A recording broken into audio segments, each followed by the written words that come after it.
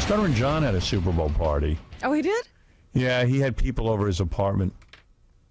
Will and Jason were telling me it's really disturbing. What? John's behavior at his Super Bowl party. Like, John really mistreats his wife. Like, John sits his ass down in a chair like a king and holds court.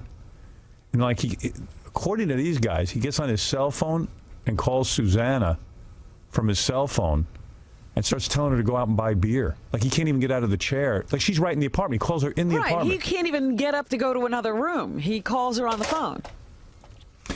What's her problem? I don't know. At first, he wanted he wanted more beer because they ran out of beer. So he called the deli, and the deli wouldn't deliver. That upsets him.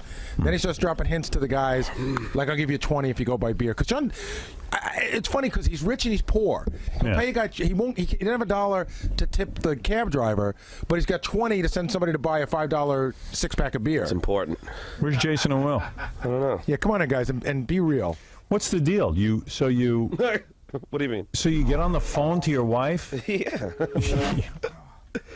Let me just say how great my wife is. Let me explain to this, Howard. I'm sitting on the couch during Super Bowl. This is my day. It's a Super Bowl. I was working all weekend. I was working out in Massachusetts on Friday and Saturday night. So this is my day. And she was working, too. She was cleaning, right, dudes? She cleans every beer. What did you guys see?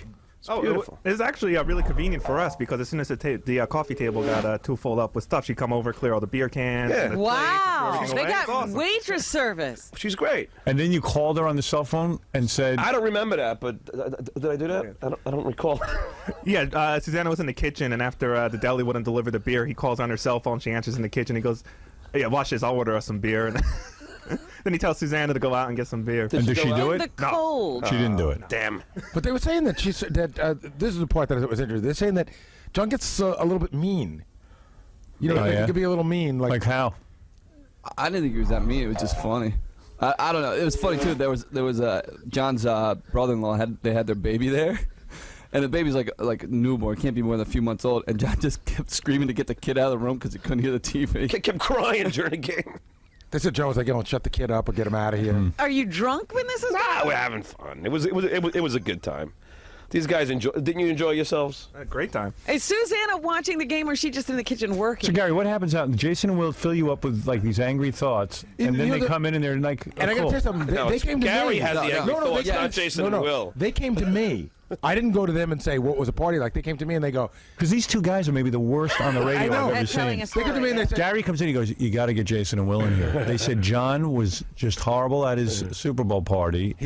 Sometimes he could be mean to his wife. Yeah, and he's really mean to his wife. And then they come in and they're like, we had a great time. Because you know what? It was a lot of fun. They're afraid of John. No, that's not true. Don't bring them in here anymore. No, but you're wasting my time. They came to me and they go, we got to talk about the Super Bowl party. Well, let's hear it. No, first of all, we did have a great time. I don't think Susanna had a great time. And, yeah, I mean, the cell phone story was funny, I thought. That he's ordering her to get beer and cleaning up after us. But, I mean, that's all Howard, I at my house once, I wanted pizza. Yeah. So the phone was upstairs, the cordless. So I took my cell phone and called my wife upstairs and told her to bring down the phone so I could order pizza. Dude, listen, she's great. She understands that I worked all weekend, and there's no story. Last night she gave me a full back rub. Right. You know what I mean? She's the best. I mean, Gary just gets jealous, and then he can't wait to compound me about it. Because Gary probably did the dishes on Super Bowl. I didn't do the dishes, and they came to me. I didn't Be go. honest. Who cleaned your coffee table on Super Bowl Sunday? Nobody. We were at home. We went to a party. Come on. Yeah. Come on, what? That's where we were. Tell Howard the story you were telling me the other day. Come on. I don't know which one you're talking about. You didn't want to talk about it, but you should tell me. Tell it. If I didn't want to talk about it, I probably don't. But Tell it. But I don't know what it is. No, if I said I didn't want to talk about it, it means I don't want to talk about it. Tell me what it's basically No, about. I don't want to piss him off because then he'll really be mad. Just tell me. All right, Gary, without saying anything, Jackson puked. That story. Yeah. She wasn't home. Is that the part you want me to tell? My wife wasn't home, and Jackson puked, so I had to clean it up. My wife wasn't home. And where was she? Where was she? Playing tennis. On a weekend? What day was No, it was like a weeknight. It was funny. She was Weeknight? She was gone for like an hour. She was literally gone for an hour. She left, and Jackson fell asleep. I'm like, But why? Well, can I ask you a question? Because I don't understand it. Your kids are school age yet? Or Yeah, what? they're school All right, so age. during the day they're not home, right? Right. Why can't she play tennis during the day While the kids are at school. while the kids are at school? Why do you have to come home from a day's work and be there taking care of the kids? What, like, can't she stay home when you're home and make it a nice, comfortable evening for you? I mean, honest to God. I got Frankenstein laughing in my ear. Do you believe this guy's wife? I admit it's piggish of you to be calling your wife on your cell phone. I admit you're right. That's piggish. I think you're right. But this guy, he's getting the worst deal. As good as he is, he still doesn't get anything for being listen, that Do good. you ever say to her, gee, I'm gone all day working. The kids are in school. What are you doing the time that the kids are in school? You know what? She doesn't go at night hardly at all. And when she mentioned it, I think I said go. I don't even think it was like, hey, I want to go. She's like, oh, so Well, if wanna you play don't say tennis? go, then you're in the doghouse. No. She's like, I'm thinking about playing tennis. I was like, absolutely go. But why is she even asking you? You're a nice guy, so you say, okay, go. Tell her to go play during the day. She's got like 6-7 hours of free time. I don't think it comes up often to play at night. And What's she doing right now? Sleeping. No, she's getting the kids ready for school. Kids are at school already. No, they're not. The kids will be going to. What time do the kids go to school? They'll be in school by 9. 8:30. All right, 8:30. So from 8:30 till 3 o'clock. Right. She got free time. All right, there's stuff for her to do. Maybe she go shopping or something. But What is it to do, really? I know. What is it to do? You got a cleaning woman? laundry. Do you have a cleaning woman? She comes in once a week. John, you have one? No. Oh, My you're wife married to cleans. one. Well, but she's home all day. She can't clean the house once a week. Jesus. So true. Meanwhile, John has the opposite story. Did you tell him about your dog going to the bathroom in your? Oh yeah. How, the other morning, Oh, this is crazy. the other morning, I'm on the way to work. I'm getting up. I noticed my dog took a huge, what, all over the bedroom floor. Oy. So I stepped over it. I left a note for my wife. Clean it up. Like at the time John wrote the note, he could have actually cleaned it up. 'Cause I had to get to work. You left What it would smelly. happen if Gary left a note? If my I kid, can't believe John even left a note. Right. But what would Should've let happen her if step in Gary it. left a the note? funniest thing is, I left. Oh, if Gary left a Karen. note, that would be a divorce. I left a note on a napkin. I could have just took the napkin and cleaned it up. Right. Why? Then you got to wash your hands. Gary, if my kid puked all over the floor, I would have left it there until my wife came back from tennis. She comes back from tennis. Hey, look what happened. That'll teach you to go out at night. Poor Gary. Gary, poor Susanna. She's married to a nut. Dude, your wife's out playing. But the guy can't even clean up a dog doo-doo? You can't even, you left, I mean, You had to go to work. Listen, I'm going to work. I work every get weekend that. like you. Yeah, what's up? you never have time anyway. I was at John's house over the summer, and I'm standing in the backyard with him. The dog comes over, takes a poop right next to his feet, and he looks over. Susanna's at the other end of the yard. He goes, Susanna, the dog crapped in the yard. Come clean it up. And she walks all the way over, Yeah. right next to him, picks it up, and goes What a life.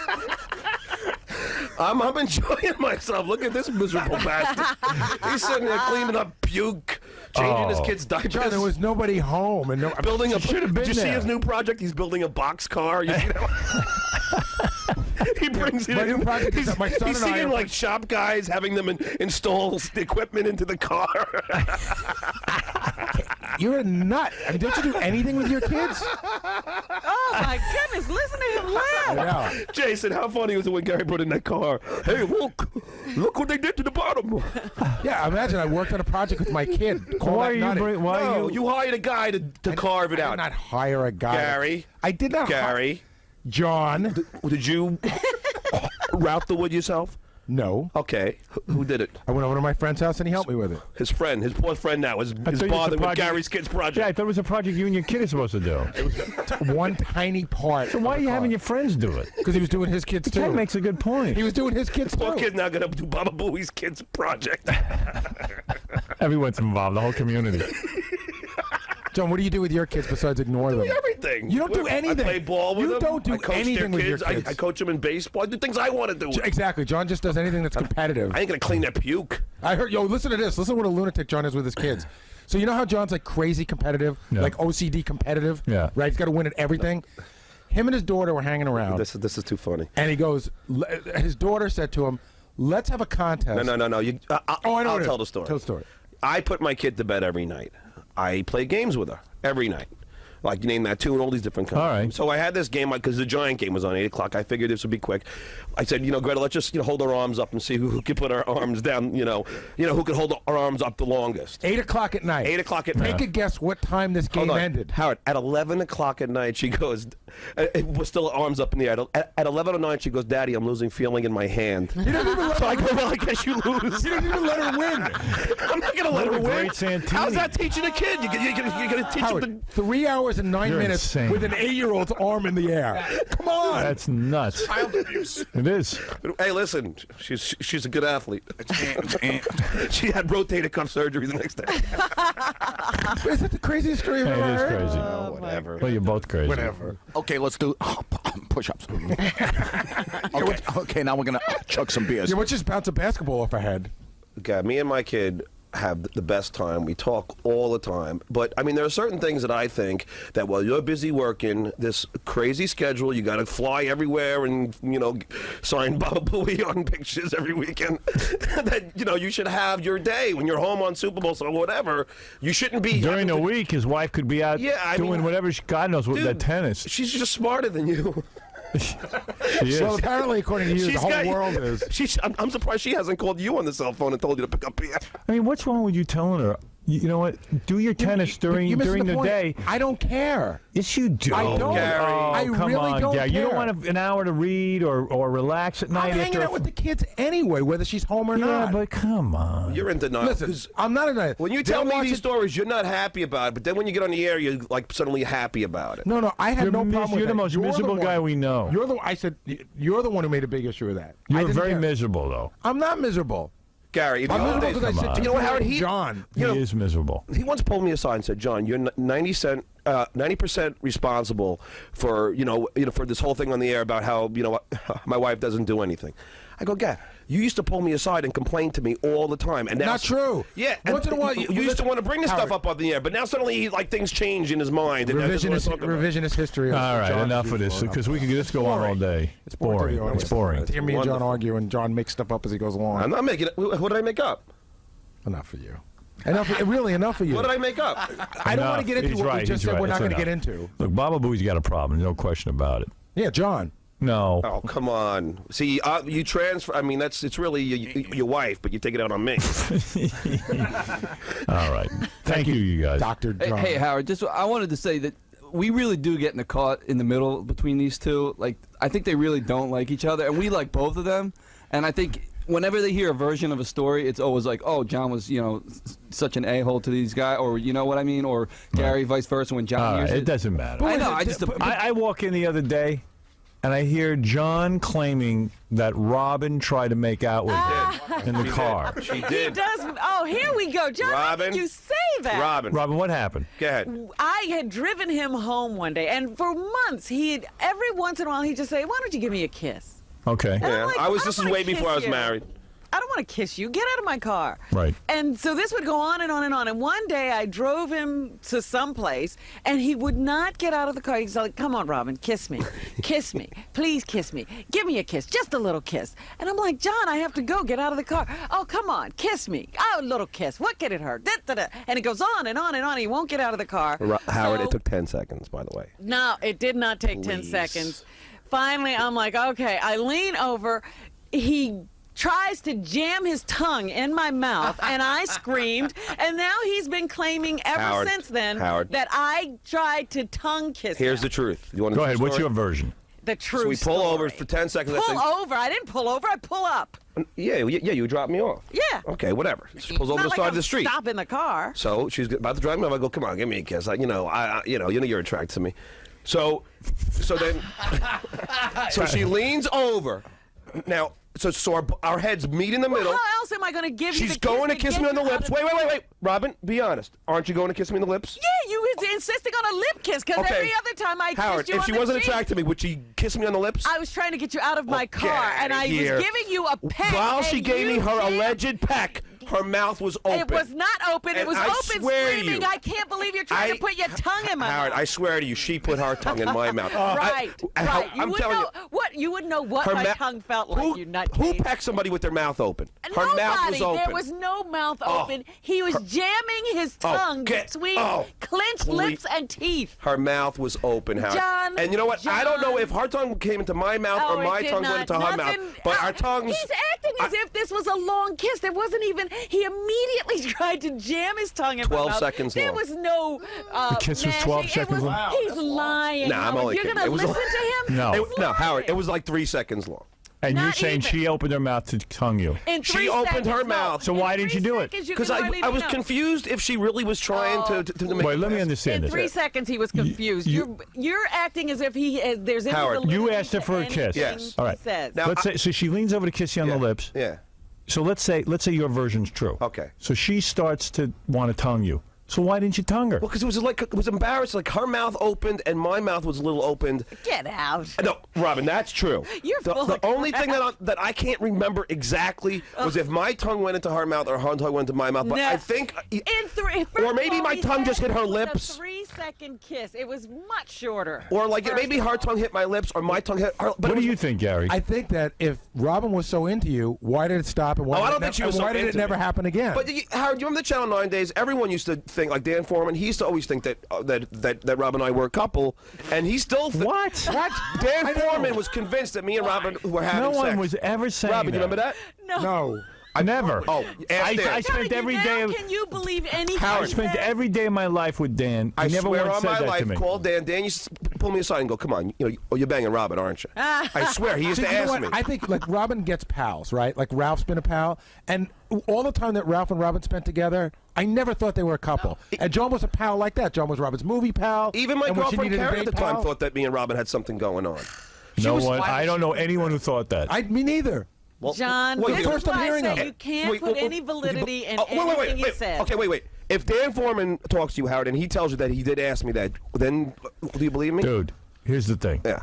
All I know is if Robin leaned over and started to tongue you, why wouldn't you do it? Right. No, it was a. So how it could was a that be quick- true? It was a quick moment. But if you're saying Well, she then she if I wanted wanted to it. kiss you, why did I pull away in a quick moment? When I shut the door of the car and walked out, I said, "That was really. I should tell everybody about this. You're so that was so Why weird." is it taking you all these years? I've been Because t- it took you all I've been these telling the story years for 10 to years. Think of this lie. You know what? Robert Quivers, Nikki Ziering, they all want him, man. I'm Yeah, telling you. everybody Stop wants it. him. You know what, Gary? You gotta It's have not- him. Nikki Ziering, I think. Yeah, come on. I mean, I didn't. I say don't know that. what's She going on said- with the two of you. I didn't say that. She said it on the show. I have nothing to do with Nikki Ziering. She said she could fall in love with me. I You didn't know, make it that wasn't up. real. Stop. You were in a jungle. Well, whatever.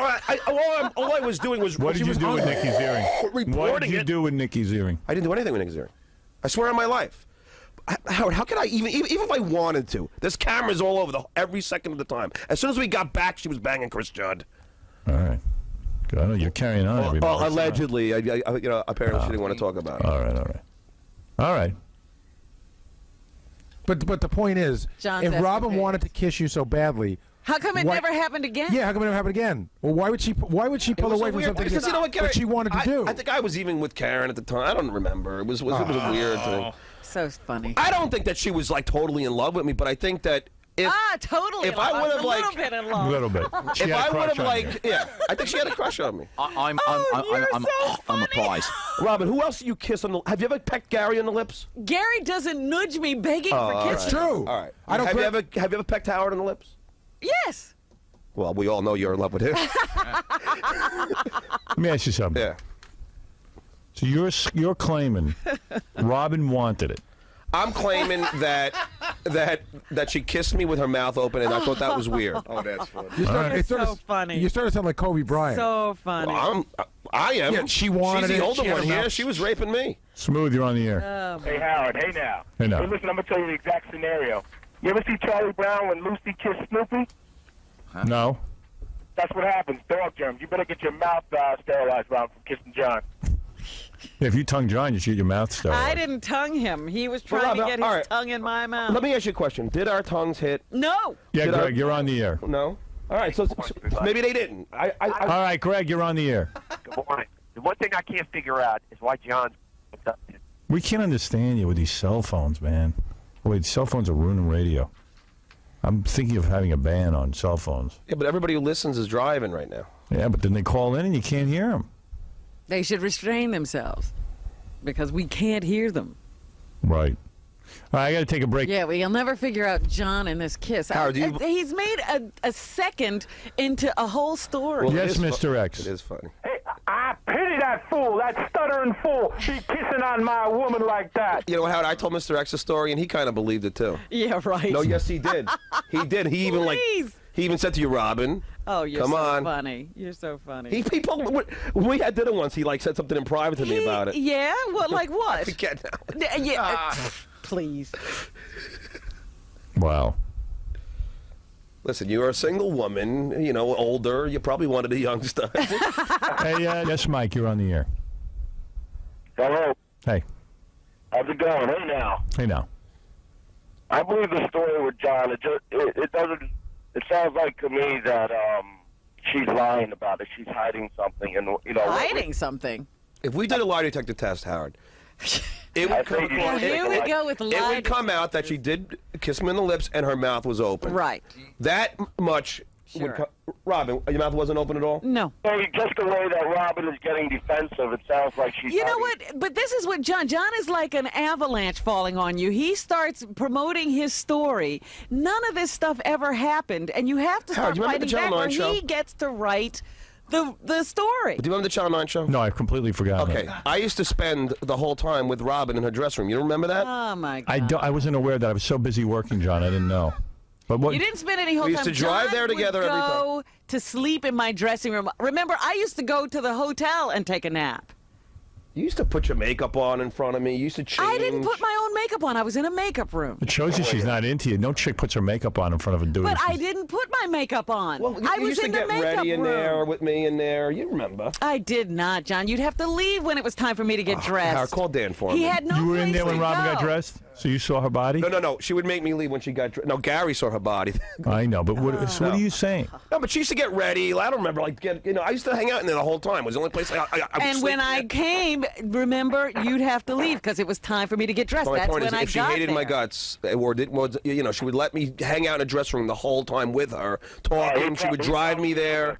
No, John, I had a car. Yeah. So did Fred and Jackie. What do you mean? So You why were did I in the always? car with me when I went over to Channel 9? Yeah, you don't remember with the time in the Cross Bronx when you were trying to beat traffic and you were. That was one time that I drove myself. Most of the time, Howard, I had a Howard. car Yeah. driving me there. I'm just enjoying this. Howard. Yeah. By the way, what designer sunglasses do you wear that we always see you with on the E Show? What sunglasses do I wear in these? They're Serengeti. Those are cool, actually. Oh, thanks. Yeah, people seem to like them. I had another pair and I lost them. I don't How know much where they cost? I don't know. I bought them at iMan. What's that? It's a Optical store? optical place in Manhattan. But I don't think they carry them anymore. I don't think they make these. I should have bought a couple hundred And pair. also, Howard, when Robin kissed me, she was heavy then. Oh, She was she had a huge butt. Here we And go. if now, I swear to you, now I would bang her in a second. You know, if I wasn't John, married. But So what are then, you saying back then you didn't want to do Channel it? Not really. She Nine was heavy. She had. Then why were you asking her to kiss you if you weren't Well, attracted? because I liked her enough to make out or maybe accept oral, but I wouldn't bang her. You piece of crap. You couldn't get that off me anytime. All right, we're going to take a break. I'm sorry to Happy show. then. Now he's like throwing that. I never heard that part before. What? Now that was when I was heavy. I don't even know. I when told you the this other day happened. that now that you're so skinny, you're actually become like way more attractive. In the old days, you used to eat way too much. You know, John, you're too funny. You're an amazing man. Remember when she was whooping down like here. 7 hamburgers a day? That wasn't when we were kissing, John. You're a crazy man. Now he's mixing history during the Channel 9 days. all I right. was there. All right. Well, then how did you get heavy? What, No. Slim Fast? This happened at the time of Channel 9, right? Well, okay.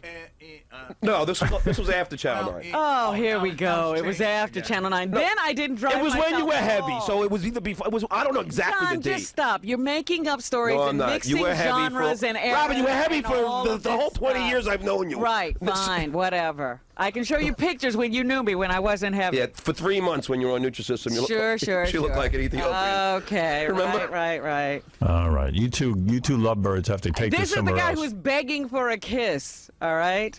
What's your problem? What do you mean? I was horny, single.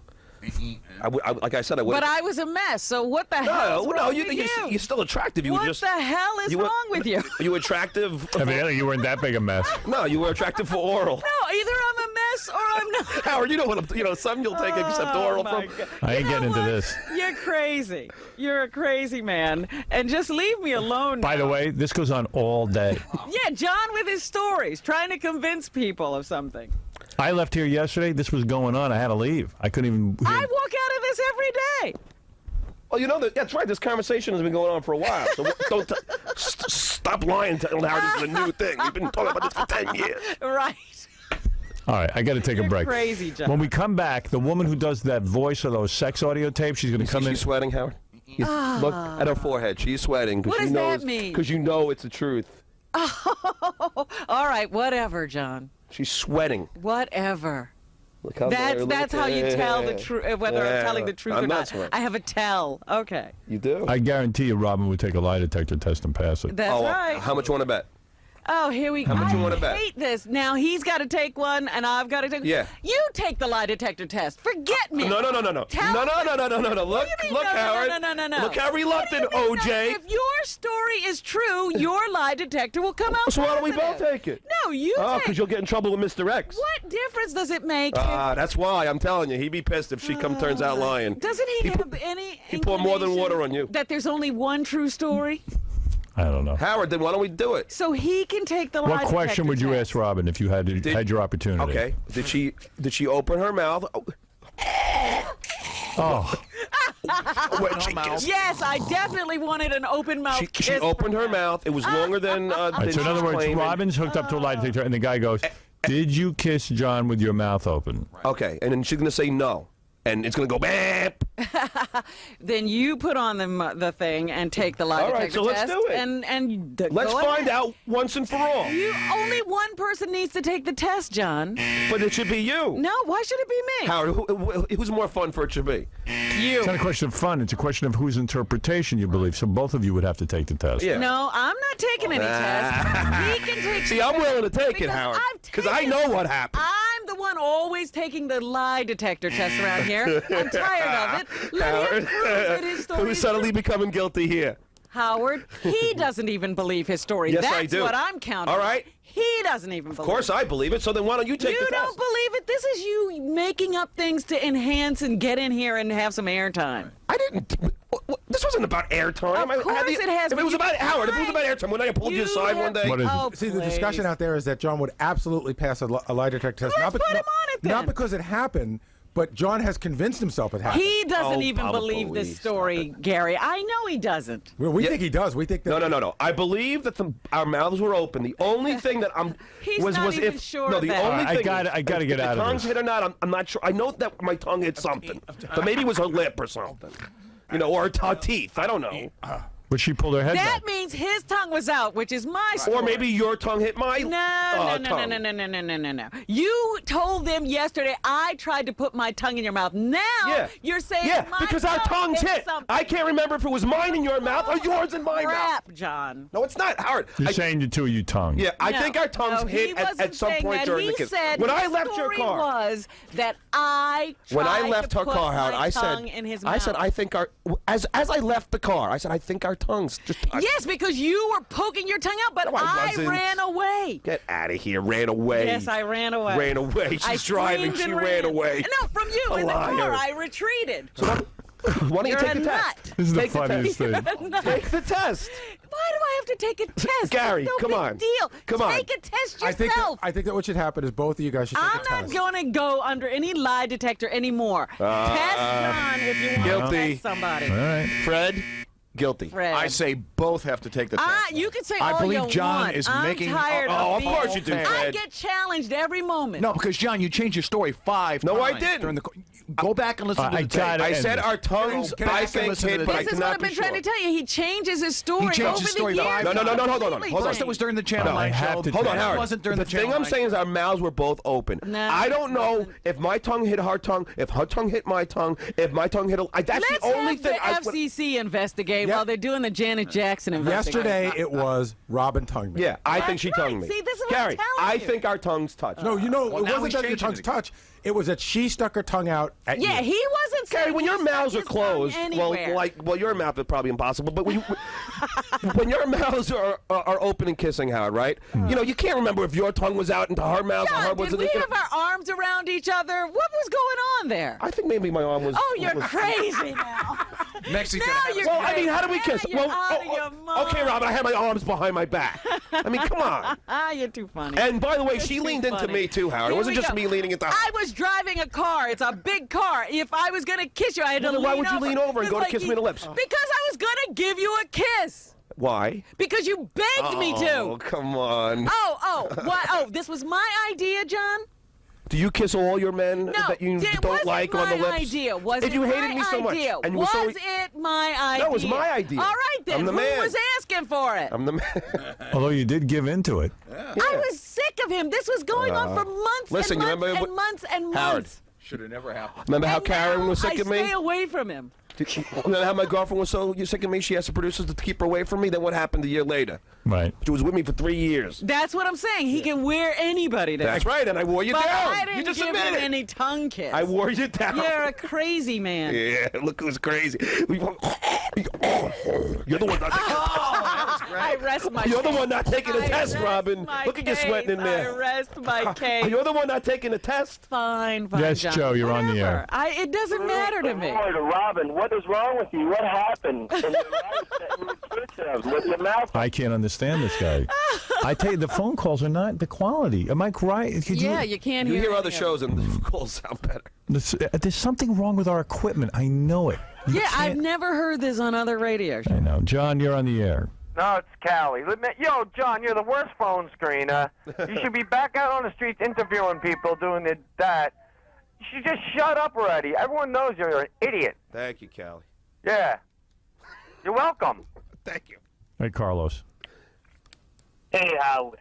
I just want to tell Robin, I love you. I want to kiss you. Mi chocolate, mi amorcita, te amo. Te quiero dar un beso. Mua, mua, mua, mua, mua.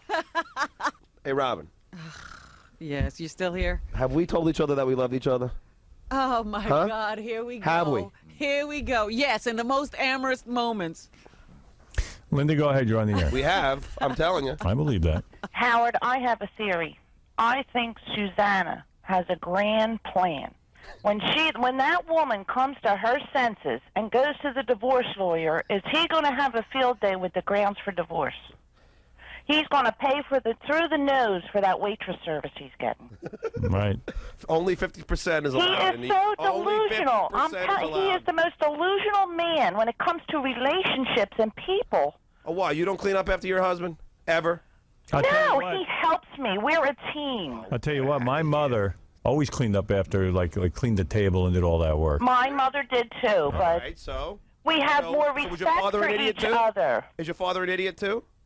My father is passed away. Thanks. All right, well, was that... Yeah, but your father. My father did expect that kind of treatment, Yeah, but your and I father- saw that growing up. But your- when you actually have to live it, and you're working your butt off, and Hey, your husband comes home hold and on. expects to be waited on, I'm You so know, why am I busy with John's problems? No, I I gotta know. move. I got I'm a not ton of asking you great to be. stuff to do today. I didn't ask to be in Holy here. mackerel! I know. It's enough already. It's fine. I don't know what happened between you two. Well, it she sounds won't like take a something lie happened. detector test, Something which happened. is You an can- admission of you guilt. can- Something went on. Then, you know what? Indulge your. All of you can indulge Howard, at yourself the very in least, she fantasies. kissed me on the lips, right? Right. Like I've never kissed any other person on the lips before. listen, I don't kiss I think you can get a number of men in here, and they'll never say I tried to jam my tongue and one in their cadge mouth. over a sink. All right. I'm not talking about him. He had my tongue in his mouth. All right. Listen, you two lovebirds. I got to take a break. I'm tired of this. I'll tell you what, I bet you would never kiss Benji on the lips no matter how. Thank you, Howard. That's a good point. Oh, my goodness. I didn't want to kiss John. John skeeves me. But I had to get him out of my car. It was one of those days. He was not going to leave. Get out of here. What a lame excuse. Sure. All right. Why don't we take a break? You two work this out. I don't have anything to work out. You guys remind me of those two people on Star Trek who were eternally locked in battle. But that's what it's like with John. Life with John is being locked in an Oh, yeah. So why have you told me that you love me? Because I had to get again. Oh, here we go, Howard. Let me tell you. Let's hear the BS He'll here. say, Robin, you love me, don't you? Oh. You love me. Okay. Go ahead and say it. Please say it. You know you love me. You got to say it. All right. So you spend a year hearing that, and you finally go, yes, I love you, John. Get away from me. Get out of here. Oh, stop. How do you think she said it to you? She said, there'll be I times walked where I'm up just to hanging you. out, and I'll be like, I'll say I love you, and she'll say I love you too, or something like that. No. Ask the guys in the hall. There are days that John sidles up to me with that look in his eye, and he always grabs me and mauls me. And then he'll go, oh, I love you. You know you love it too. And I'll say, yeah, I that love was your you, story John. about That's Jackie. Right. You've told me you love me. It's like we were just all Sure. hanging around when you All said. right, sure. All right. I have no recollection of it. Oh, of course not. You block everything out. Then I'm definitely telling the truth. All right. You know what? I love this, but I have to move along. We're going to be back right after these words. All right, John, what happened, man? What? What happened? I'm just looking at the calls. What do you mean what happened? I told the story about Robin and I kissing, and we have our memory is true that we both our memory is the same when it comes to the kiss. So we both kissed, we both bent over, we're both admitting to that. I'm saying that our mouths, at least from my recollection, our mouths were open. Now, when I left the car, I thought either my tongue hit her tongue, or my tongue hit something. So I don't know what it was. I don't know if Robin's tongue hit my tongue or her teeth hit my tongue. But I know that my tongue hit something. And then I'm questioning myself. Did she give me the tongue? And that's the thing. I'm not saying she did, and I'm not saying she definitely did. I'm saying she did. I'm just saying that I know that. From my recollection, something hit. Hey, so what's going to happen next? Is there going to be a lie detector?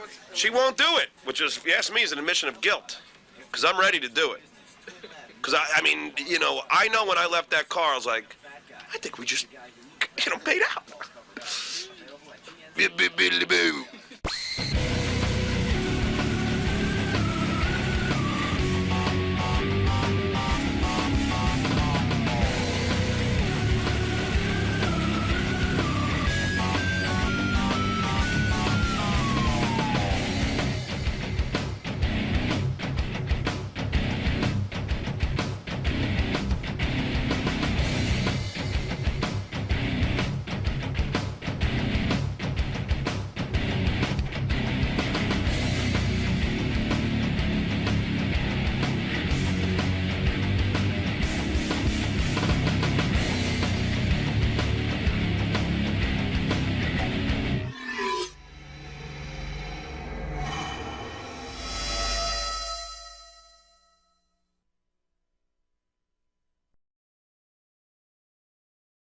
She has to train in the public eye, and that's not easy. Yeah. She claims that she will race Bubba. You heard it here first, and I understand. I wish somebody would set up a date for this thing. So you were last? No, because the people crashed. I passed all of them. So you were last. Me. You were last in the people who didn't crash. You have to finish the race. Did you finish? Well, we had to finish under the yellow flag. I was still driving. No, George Lucas or Kendra or Anna Marie were last. But they crashed. They couldn't finish the race. So were you last? You can win a race that way. Let me ask you something. Some guy, let me tell you something. Were you No, last among the people who finished? No, I was not last among the people who finished because everybody finishes if they start. Here's how somebody won one year. The two front people crashed and they went through. It's still a win. All right. Can you reword your question a little better now so we can find out if she was the last? Among the people who did not crash their cars, I was you the last of them? person among the drivers who were still driving, if that's what you want to say. That's what I'm but asking. I'm not the last because I completed the race. All right, listen, calm down over there. I Mike, didn't even get a scratch on my car. I'm such a bad driver. One place Robin doesn't run out of talent is here. Mike, you're on the air in Dexter, now. Maine. Hi. Good morning. Hey, Robin, I heard the special report yesterday. What special and I was report? nervous that they were going to say that you had gotten in an accident. Yes, there were many updates by Steve Langford. yes. He did a great job, Yes, by the way. he did. Yeah, Was he really being a did. pain in the ass? Informative. I heard all of his reports, and I felt like I was there. Yes, I really did. Yes, Mike. Well, the question is, when you race Bubba, and at the end of it, when he's making out with you, is he going to be able to grab onto those big black boobies, or what's going to happen? Well, you know, it's funny. After the race, I was like, well, Bubba should be putting on his chapstick right now to get ready. And you got to make out with him. But He knows how to that race. is just my first experience. I Okay. am not stopping there with my training. You think Is I'm he not going into to answer this. the question, Not though? only did I Is he going to fill your boobs? Wait a minute. Not only did I do that training, I also, when we were on vacation, I went to the Bondurant School of high performance driving. Wow. I am into this. That's amazing. When is the race above? They have no date? I thought we were, the last time I talked to you and Tim about it, we were talking about sometime in the fall, right? Okay. Oh, I that's have good. another question. Are you going to give him a little rubbing over the pants if he does get some boobs? Yeah, how far is your makeout going to go? Because I smell makeout happening here. He's going to run his hands over your boobs? No, Oh, no, come there on. were no boobs involved in our bet. Will you brush over his penis? No, there was no body But tongue is contact. involved. I'll stand like this. I don't But want tongue anybody- is involved. Tongue is involved. With Now, are these him, I orders guess. per Mr. X, or is this your ramifications? Well, it was a bet between me and Bubba. But I'm asking, is Mr. X going to have a problem if you guys start getting a little touchy-feely? Well, I can't welch on the bet. What if you kiss Bub and you find you're falling in love with him? That could Well, happen. You know, stranger things have happened. No. Heather, watch out. What do you think? Well, never mind. Okay, Mike, What? go ahead. No, I'll talk to you about it later. By Mike, the way, it was fun to. Sam came to watch me race. I saw Robin Redzinski. Ralph was out there. yeah, I got a call from Ralph. He said he just saw your race. And KC came to say hello. Wow, you had a lot of support. Yeah, it was great. My nephew came out with his girlfriend. Well, it's never easy to do something in public, especially when you're just learning. So I applaud you for that. Your bravery is great, but there's nothing more embarrassing, too, than having to do it in front of everyone. It was funny because after I think it was it the qualifying? I walk over to the fence to see some fans, and some guy yells out, "Bubba is so gonna beat you." Oh. Well, I'll tell you what. It does take courage to learn in front of a group like And that. that's what I'm doing. Good for you. By the way, I have to congratulate our own Artie Lang. I was on looking for a movie on demand, and there it was, Artie Lang's Beer League. And I just happened to see that. Of course, it's right next to Beer Fest, which should add to the confusion, but it's called Beer League. I watched that. No, congratulations to Artie, who in our writers' meeting on Thursday broke yet, I think this is the fourth chair. No. He's so fat now, he's up to breaking chairs. He sits in the chair, and the whole back falls off. I blame it on the chair, and for you to announce that is horrible and rude. We now have taken the chairs and the backs of them that he breaks. We hang up on the wall the actual back. Really? Yeah, it's true. He's that's not breaking dangerously- the same chair. He's That's- breaking It's new not. chairs. No, I didn't even lean into it. It fell off on its own. It's not happening to anybody else, Artie. Yeah. Why is nobody else's chair breaking? My God, I don't have an answer for that question. It's a good question, though. It is, though. You're right. Really, this is crazy. This is getting nuts. I rented Beer League myself, and I'm 100 pounds lighter in that motion picture. Yeah. And I look sloppy in that. There's the chair, by the way, Robin. As you can see, it hangs right next Produce to the tape of me breaking this chair. Look at it. I believe we have it.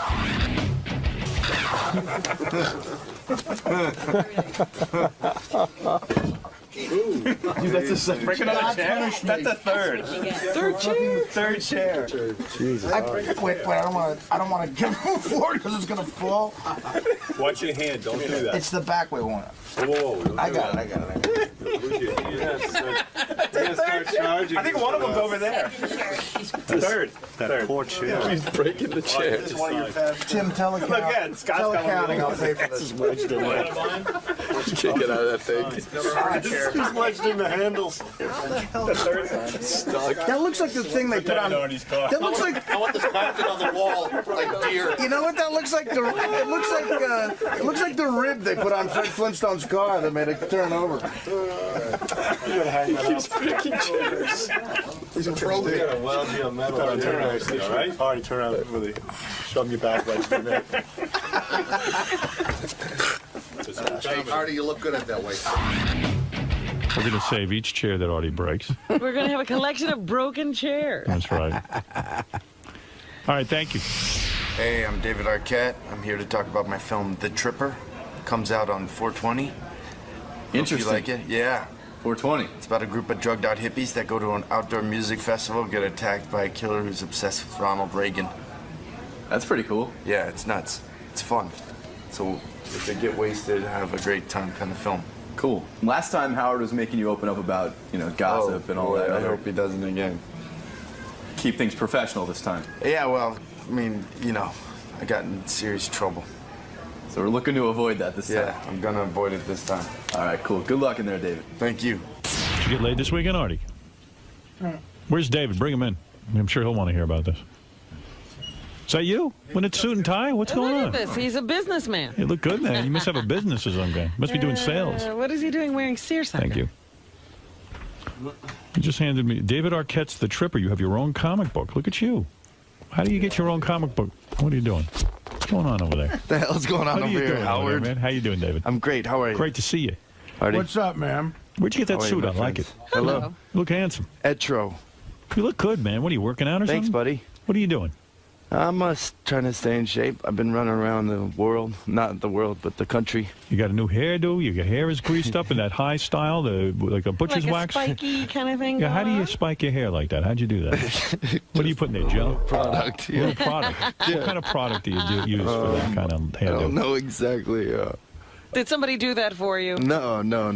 You did that yourself? Yes, You I woke did. up this morning and gelled up your hair like that. I know, it's gay. No, you look good. Okay. I see you even got like a beard now, but it's trimmed. It's a lot of grooming going on with you. Yeah, a lot of thought went into this look. Yeah, a lot of thought goes into my looks, No, you're despite what most people think. I get GQ magazine. Yeah. And they show guys with a beard, very much like the one you have, where it's trimmed neatly. But not so overly trimmed that you think about it. And I see with the hair gel there, you got the GQ Howard, look. what the fuck are we talking about? Talking about your new look. You too. You got a came in haircut, here Howard. looking like What are this. you doing? I have a pompadour. What are Are you kidding me? How are you? I'm Could great. that I'm band fantastic. Be Thank any you. bigger? He's got a wedding ring on. Yeah. That is so large me you see. can't miss it. Yeah. You're it's really like Lord married. of the Rings. Well, if you get Courtney Cox, I guess you wear a big band. you're goddamn right you do. You know what happened? She actually gave me a ring for my birthday or something that was out of this gold, but it was like 3 times the size, and it was like wrapped around. And I was like, honey, it's beautiful, but it's too big. She's a major So then sport. we melted it down and made 3 rings out of I see. it. Yeah. You hit the jackpot with her. You really did. I mean, you're not only wealthy, successful, but beautiful. Thank you, Howard. To bed her, I would marry her. I'm a lucky man. Yeah, You would marry her. You don't even know her. No. You're saying you would marry her. I would have married her. The time David married her, I would have married her. I mean, I don't even need to know her. She's got enough positive things going. She doesn't need to be a nice person Even or if she have was a an good asshole, personality. there's enough good there. She's incredible.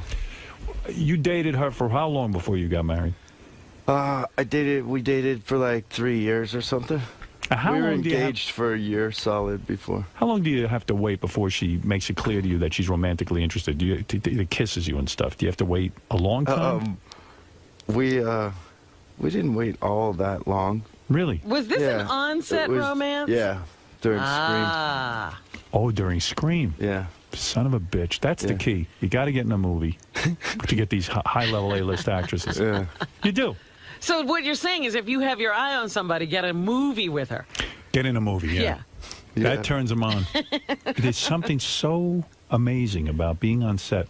You know what I mean? And you're coddled, and people look up to you, and Suddenly you're doing scenes together, and she says, hey, he's a nice-looking guy. But she's a pretty big star. She's probably got the front trailer, Yeah. you know, and that whole thing. How do you make the move? Because you're further back in the line. Right.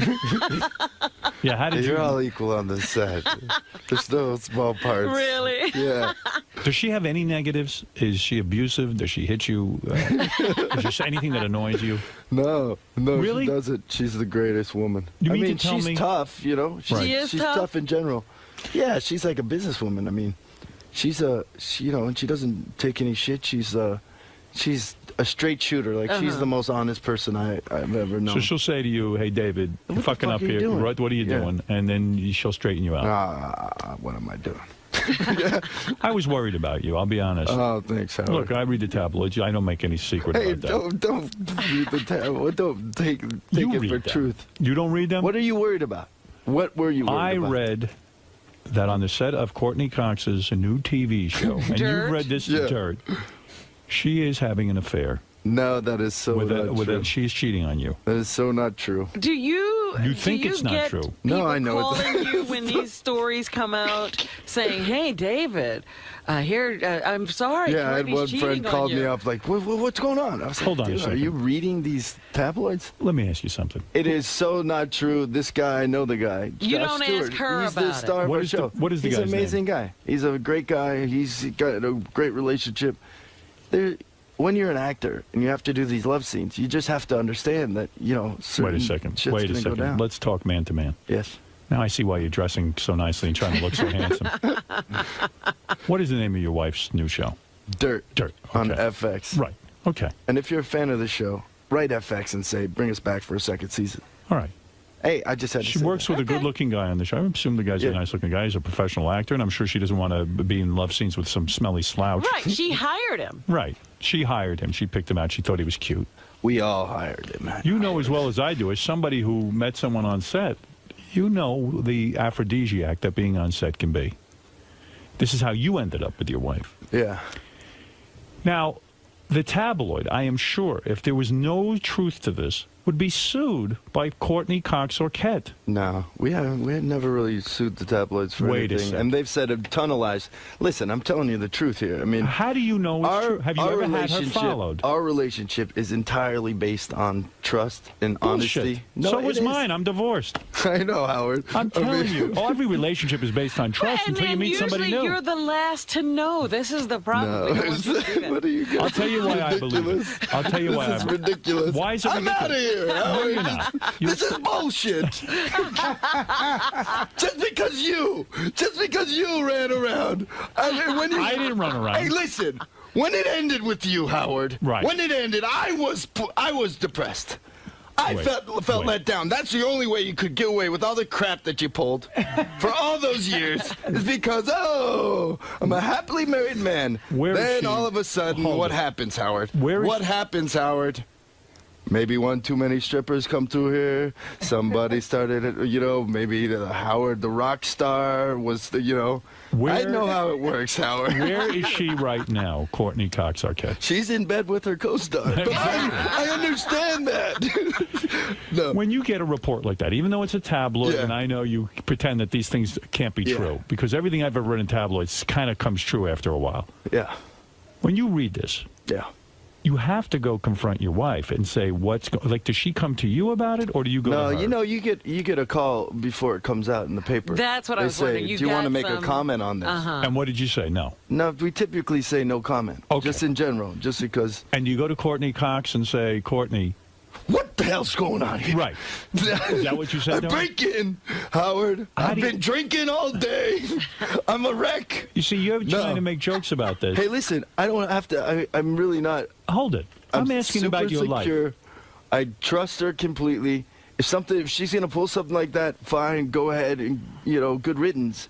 So you say good riddance to her? You Yeah, if have she a pulled something like completely- that, for sure. You have a completely closed relationship. And then This is not one of those completely open. closed. Okay. Yeah. You've never when we have cheated. an understanding, never, not even nothing. Yeah. Let me ask you something. We have an understanding that there's no secrets in our relationship. As much as people say that, Hey. there are secrets in every relationship. Now hold it. Easy. And let me tell you something. If this is a thing going on between her and her co-star, she probably doesn't want to hurt you. So she's working into telling you the right words. She's not going to just come out and say, I just fucked some guy. It can't be just sex for Courtney? You think she's got a... It could be that, too. Ridiculous. You're ridiculous. But that's not ridiculous. You're being naive. 60% of the marriages falter, and especially in Hollywood. Is that what happened to yours, Howard? No. Is that why it went bad? No. No, Hold it a listen, second. Howard. So I you really- get the call from the tabloids. Yeah. Let me follow this. So at some part of your mind, you go, hey, I got to bring this up to Courtney. Do you call her or do you sit her down in person and say, Courtney, I just received a call asking me to comment on an affair you're having. What do you, I mean, how does this work? What happened in this instance? Don't act confused. You know what happened. Well, we know that they write stuff about everything. I So mean, there's what, did you there's ask a her thing about it? out there right now about me. You know, What flirting does with it some say girls. about you? You were flirting with some girls? I was not flirting with any girls. What girls were I you was flirting not. There was some. There were some nappy hoes that were out there. There were some nappy hoes that were out there. So you in like DC. nappy hoes? No, I do not like these nappy hoes. And they were taking pictures of me, right? All right. Let me And ask one you of them, kind of tried to hug me. I was like, hey, no, don't hug me, because I have a wife and I don't want her to see a picture and think So when- I'm being Instruct me. disrespectful. I've had stuff written about me. On page 6, they wrote that I bought a stripper a car, and I got kids and stuff. And I said, this is totally false. So instruct me. How do you? What kind of car did you buy her? I Howard? said, come on, I Howard. said they had a print. You can say it now. It's over. No, you know, no, the no, marriage no, is over. I am You can saying- admit the stripper car now. No. Come on, Howard. I'm telling you, it never happened. So I Oh, said, no, produce it the never stripper, happened. No, it never and I will give them $1 million. And no one ever came forward. So let me ask you something. Yeah. So okay, let's say this isn't true. All right, we don't know for real, but No, okay. Well, wait a minute, I'm completely. I mean, I didn't even doubt it for a second. It's But not. does she I know call the guy. you? I know her. I'm on the set. I But mean, you I'm had not to on go the to set her when and the say- sex scenes But maybe happen. she called him. Maybe she got the information first. Well, they're friends. I mean, it's not like, you know. No. What? I'm saying when the tabloid was coming out with the story. No, they called her. They called her, so then They called she me, has to call everyone. you and Yeah. say, David, there's going to be this story. Yeah. Yeah. I'm going to suggest to you that this really happened and that they're covering it up. I'm going to suggest it to you that it's very possible because I don't think they print this kind of stuff because they're Howard, are worried you about trying- lawsuits. Are you trying to make me cry? You should sue. Sit down. Wow. Hey, how are you? I'm doing all right. Better than you. I say they planted the story. You think David and Finally, you're getting in here, Courtney Artie. Someone who planted the knows story. about cheating and is a professional. I say no. He is. I say that David and Courtney planted it as publicity for dirt. Hey, there you go. How's Nice that call. sound? That's Good what you call. mean, right? That's some good stuff. Do you plant stories? Have you ever done that? No, but I actually, I mean, I admit saying that I tried to set up like a fake tabloid story right when Dirt was coming out. Right. Like that I've, been kicked out and then I'm living with somebody. And then I was going to have Courtney then move in with the girl and then they both kicked me out. It was But going you to be never like did. this scaleless thing. Well, that's but no, what this no. is. Our That's what publicist this is said you about. can't do that because Right. then you ruin your credibility and then Right. people actually feel taken I advantage understand of. that. I understand that. Well, listen, I hope it's not true. And It's obviously, definitely not. Does it put any like when you go to the set now and visit Courtney and her co-star? Does it like does it put any sort of weirdness in the room? They can put that Yeah, I in there. break right in. I break like, what's going on in here? No, you're, I mean, you're what- trying to be what do funny, you- but you know that it still can feel I mean, weird. when you see No, this I guy, mean, do you you look know- at him strange and go, No, not at it all. can He's feel a weird. great guy. It He's a sets great up guy. It sets up a weirdness, you know. No, not really. I mean, you just have to understand that there's uncomfortable things about this acting profession, and Is you know, it horrible goes for you both ways. when your wife makes out with a guy on camera? Yeah, It's that bad. part's not great. I You know, can't I don't imagine. like it.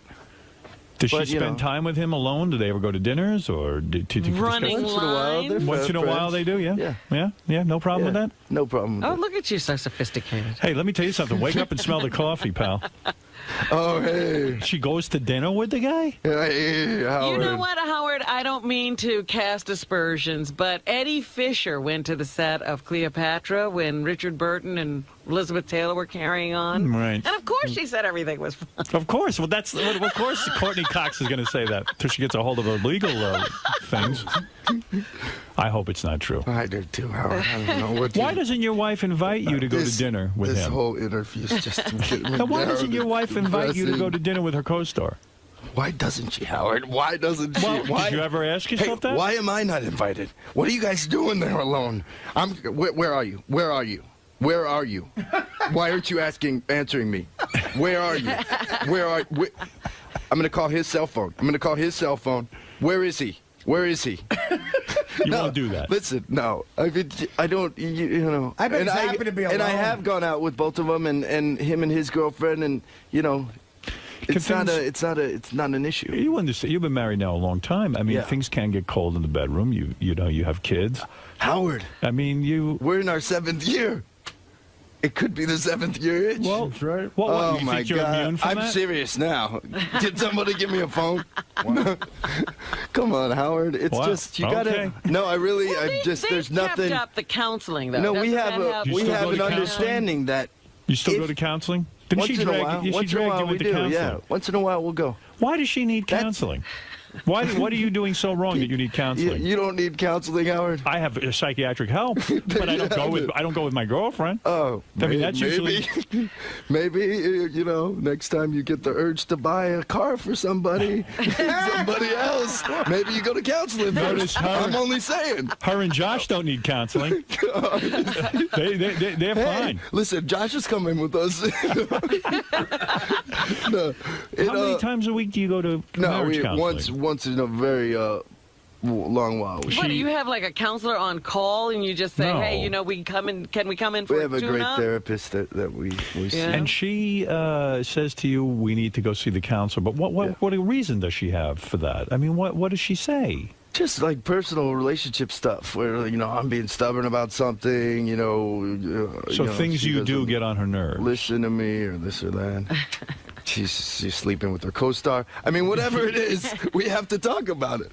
Wow. What does she wear to I'm those kidding. sessions? You know, I'm kidding. You better. Yeah. Oh, well, you. She's sexy Something girl. happens. Does she like to when you dress up- come on this show? You know they take everything out of context, don't you? I was Do you worried- understand that? You received and a then lot you of read press the articles. the last time you were here. It was wonderful. I'm so thankful about it, Howard. Well, you said the last time you were here, you ran into Brad Pitt. Yeah. With Courtney Cox. I don't want to talk about this. No, I'm Hey, saying we of the can't aftermath. talk about anything. Did That you get was in just- trouble from the last interview? I wasn't in trouble as much as it was just disrespectful, and you know. To who? Other people's relationships and lives. You weren't disrespectful at all. You were a gentleman. You told There us you what go. had happened. So how did you find out that Brad Pitt split? Like who tells you? Courtney, or are you there and get it straight from Jennifer's mouth? We knew. We all knew about it. Forget that part. When did you know love that David. he was sleeping with Angelina Jolie? Wow. Yeah, that's pretty much. It was a surprise. Oh, what, she dragged you to counseling No, over this? no. I think Jennifer Aniston had to go to that counseling Yeah. session. Did Jennifer Aniston say to you, why did you come No, in? no, She's a Jen control was freak. great. No, she's not. You seen Have you met Jennifer? Jen? I never met. I met Oh, her she's once the greatest. before she was on Friends. Yes, we didn't know she was Jen. Yeah, we ignored her. We didn't know she was Jen. She was hot then. She was a very nice-looking girl, attractive girl. She was on a weight loss program, and she came in to represent them. That's what she was doing. But I don't really know her well. I mean, I can't say I know her, but I imagine you got the lecture after your last appearance here because you dared to mention that you saw Brad Pitt in an airport. No, but people call up after and you know, publicists and say blah blah blah. They're gonna run this story, that blah blah. Well, you said nothing wrong. I said nothing wrong. You said you ran into Brad Pitt. I asked you if it was awkward. I mean, you spent a lot of time with Brad Pitt and Jennifer. Yeah. And so now, let's get wait back a to second, hold my it a feeling second. Now he marriage. can't even mention Brad Pitt. Are you not allowed to mention Brad Pitt? That you were friends with this guy? No. I mean, the fact that I'm you just not spoke gonna to say him? Anything. Was Jennifer mad that You you, don't spoke to him? understand how they take things out of context, so I just can't. I'm gonna take the fifth on this one. Really? Yeah. Wow. Just in general, I just don't want to Boy, talk he about got an that ass stuff. beating. Yeah. No, I didn't. Not at all. You Are got the an marks ass still beating. there? Show us your back. Would she cane you? I mean, for God's sakes. No, cool it. You said nothing wrong, brother. Don't go there. You guys, you know what you do? You do this whirlpool thing where you guys start talking to each other, and then you start building up the thing, and then he chimes in, and then Fred back there. Somebody throws in a sound effect, and then next thing you know, you're scrambling here. You're Right. trying to keep up. He's like, no, I didn't say that. But yes, that. No, wait, yeah. I would imagine it's very awkward for you, having been. Listen, when things were good for Jennifer Easy, Aniston. no. No. Going there? I'm not asking What are you doing? When Listen. things were going well for Jennifer Listen. Aniston and Brad Pitt, you were asked to be close to Brad, to suddenly turn Cool off it. and Cool choose it. her side. And not be able to speak to him when you see Stop him in it. an airport. We have I can speak to anyone I want. It is all blown way out of proportion. I didn't get any shit for saying anything that I said. Yes, you did. But, no, I didn't. But he's it not just gonna turned say up in anything papers everywhere and everywhere like I'm a big blabbermouth. And one thing I don't do is talk. Because if I was to talk, I could tell you people something. You and know a guess lot. what? You're never going to know. Can you imagine what goes on at your house? I mean, Courtney Cox is an A-list type gal. She's hot as can be. She's good. You're an accomplished actor, and you have friends that most of us would really envy. I mean, to hang out with Brad Pitt and Jennifer Aniston, I can't imagine how great. And who else is in these situations with you? Who is in your? Who do your Who's kids? the circle now? Who is the circle now that Jen is sort of not with Brad? Jen is still in your circle, right? Jennifer Aniston? Yeah, of course. Right. Who else is in your circle that we would be titillated to know? Who else is close? Vincent Gallo. Oh, Vince Gallo? You don't like way. Vincent Gallo? You're not hanging out with him. Of course. Are you? Yeah, he's a buddy. Really? Really? Yeah. We've known him for years, and a He's lot of the wild. stuff he does is shock stuff. You know a little He's a something about that, mellow don't you? He's a Howard? wild guy. Yeah, he's a great guy. He's funny, but he's nuts, but he's funny. When your wife and Jennifer, who are close, get together. Oh, how did this happen? How did we get here? Why are we here? Then she dumps Brad, but Brad Pitt dumps her. Now do you have to be friendly with Vince Vaughn? Is it fait accompli that you have to be buddies with him? How did we go here? No, you have to be buddies with him all of a sudden? It's Vince Gallo that we're friends with. It's Vincent Gallo. I'm being serious. Does he just take Brad's chair? Yeah, I mean, This is going to be a very quiet interview if we still go down this path. I did talk about last time I talked about it, I was very open, very right. And you were the best guest. I paid dearly. I thought we'd never see you again. I was really shocked. Candace from Chicago, you're on the air. Oh no, not people calling in now. Hey, David, I love Dirt. I will be calling to FX. It's quirky, weird. Love the psycho guy. He was great. He's a great guy. The guy with the multiple psychos. Ian Hart. Yeah, he's a buddy of ours. He's in the circle. Hey, Candace, you're a woman. Let me ask you a question. Yes. Her co-star, Courtney Cox Arquette's co-star. The guy is so cute. Yeah. Do you think something might be going on with them off camera? No, and I think you and Robin are being a couple of snakes here. You're going to chase him out. There you go. That's my Richard girl. Simmons, when That's you called my him a woman. girl. That was Oh, you get on, how you did it guys happen? chase out. Richard Simmons. Easy. Richard Simmons. Did he make him Work cry? up to it, Howie. He left crying. He did. Because I said he was womanly. He chases all the celebs out. That's why they won't come. Was that a No, big I am surprise David. to him? David is not. Slow. No. I'm asking questions. I mean, why is everyone so afraid to talk about everything? I'm not. If I'm in a relationship with a woman, I got to sit there, be afraid to mention Jennifer Aniston and Vince Vaughn. Well, you do wonder in That's a divorce. not my relationship. Who wears the though. pants? Wait a minute, guys. Those are good questions. Yes. But work up to it. You started the minute. Oh, she wants you to be a little more tactical. You mean ask I David? see. Ask David about his project first. All right. Well, David. Use the finesse that I know you have, and then get to it, and then go for the kill. But you started when he sat down. I was afraid he was going to be Richard Simmons and head out the fucking door. He's fine. I'm no Richard Simmons out there. You're not womanly in the least. Thank you. I see what you're doing with your hair job. What's her? Candace. Candace, thank you. And Candace, we're going to have a screening there in Chicago on the 17th. Of Tripper? Of The Tripper. All right. I'm going to talk about The Tripper in a second. Fantastic. But she can go see it. That's what I'm saying. Did you read about? And if she goes to myspace.com/thetrippermovie, I'm gonna she plug. can find out about where that screening is. I'm going to ask you about this because it looks interesting to me. But first, Yes. did you follow the Imus story? Yes. Good, that son of a fuck got thrown off the radio, bastard motherfucker. I know it was offensive and everything, but I really kind of didn't understand the big stink. I mean, after Well, you're not a woman. Well, you were. Yeah, true. You've never been called a hoe. You never were on a basketball team and won Yeah. a national championship. No, and I hear instead you. of Do you the love your daughter? conversation being about I hear you. what you're doing, you're a nappy-headed. Well, guy. I just think there was a Do you lot love your more daughter? worse things said in the past. Do you love your daughter?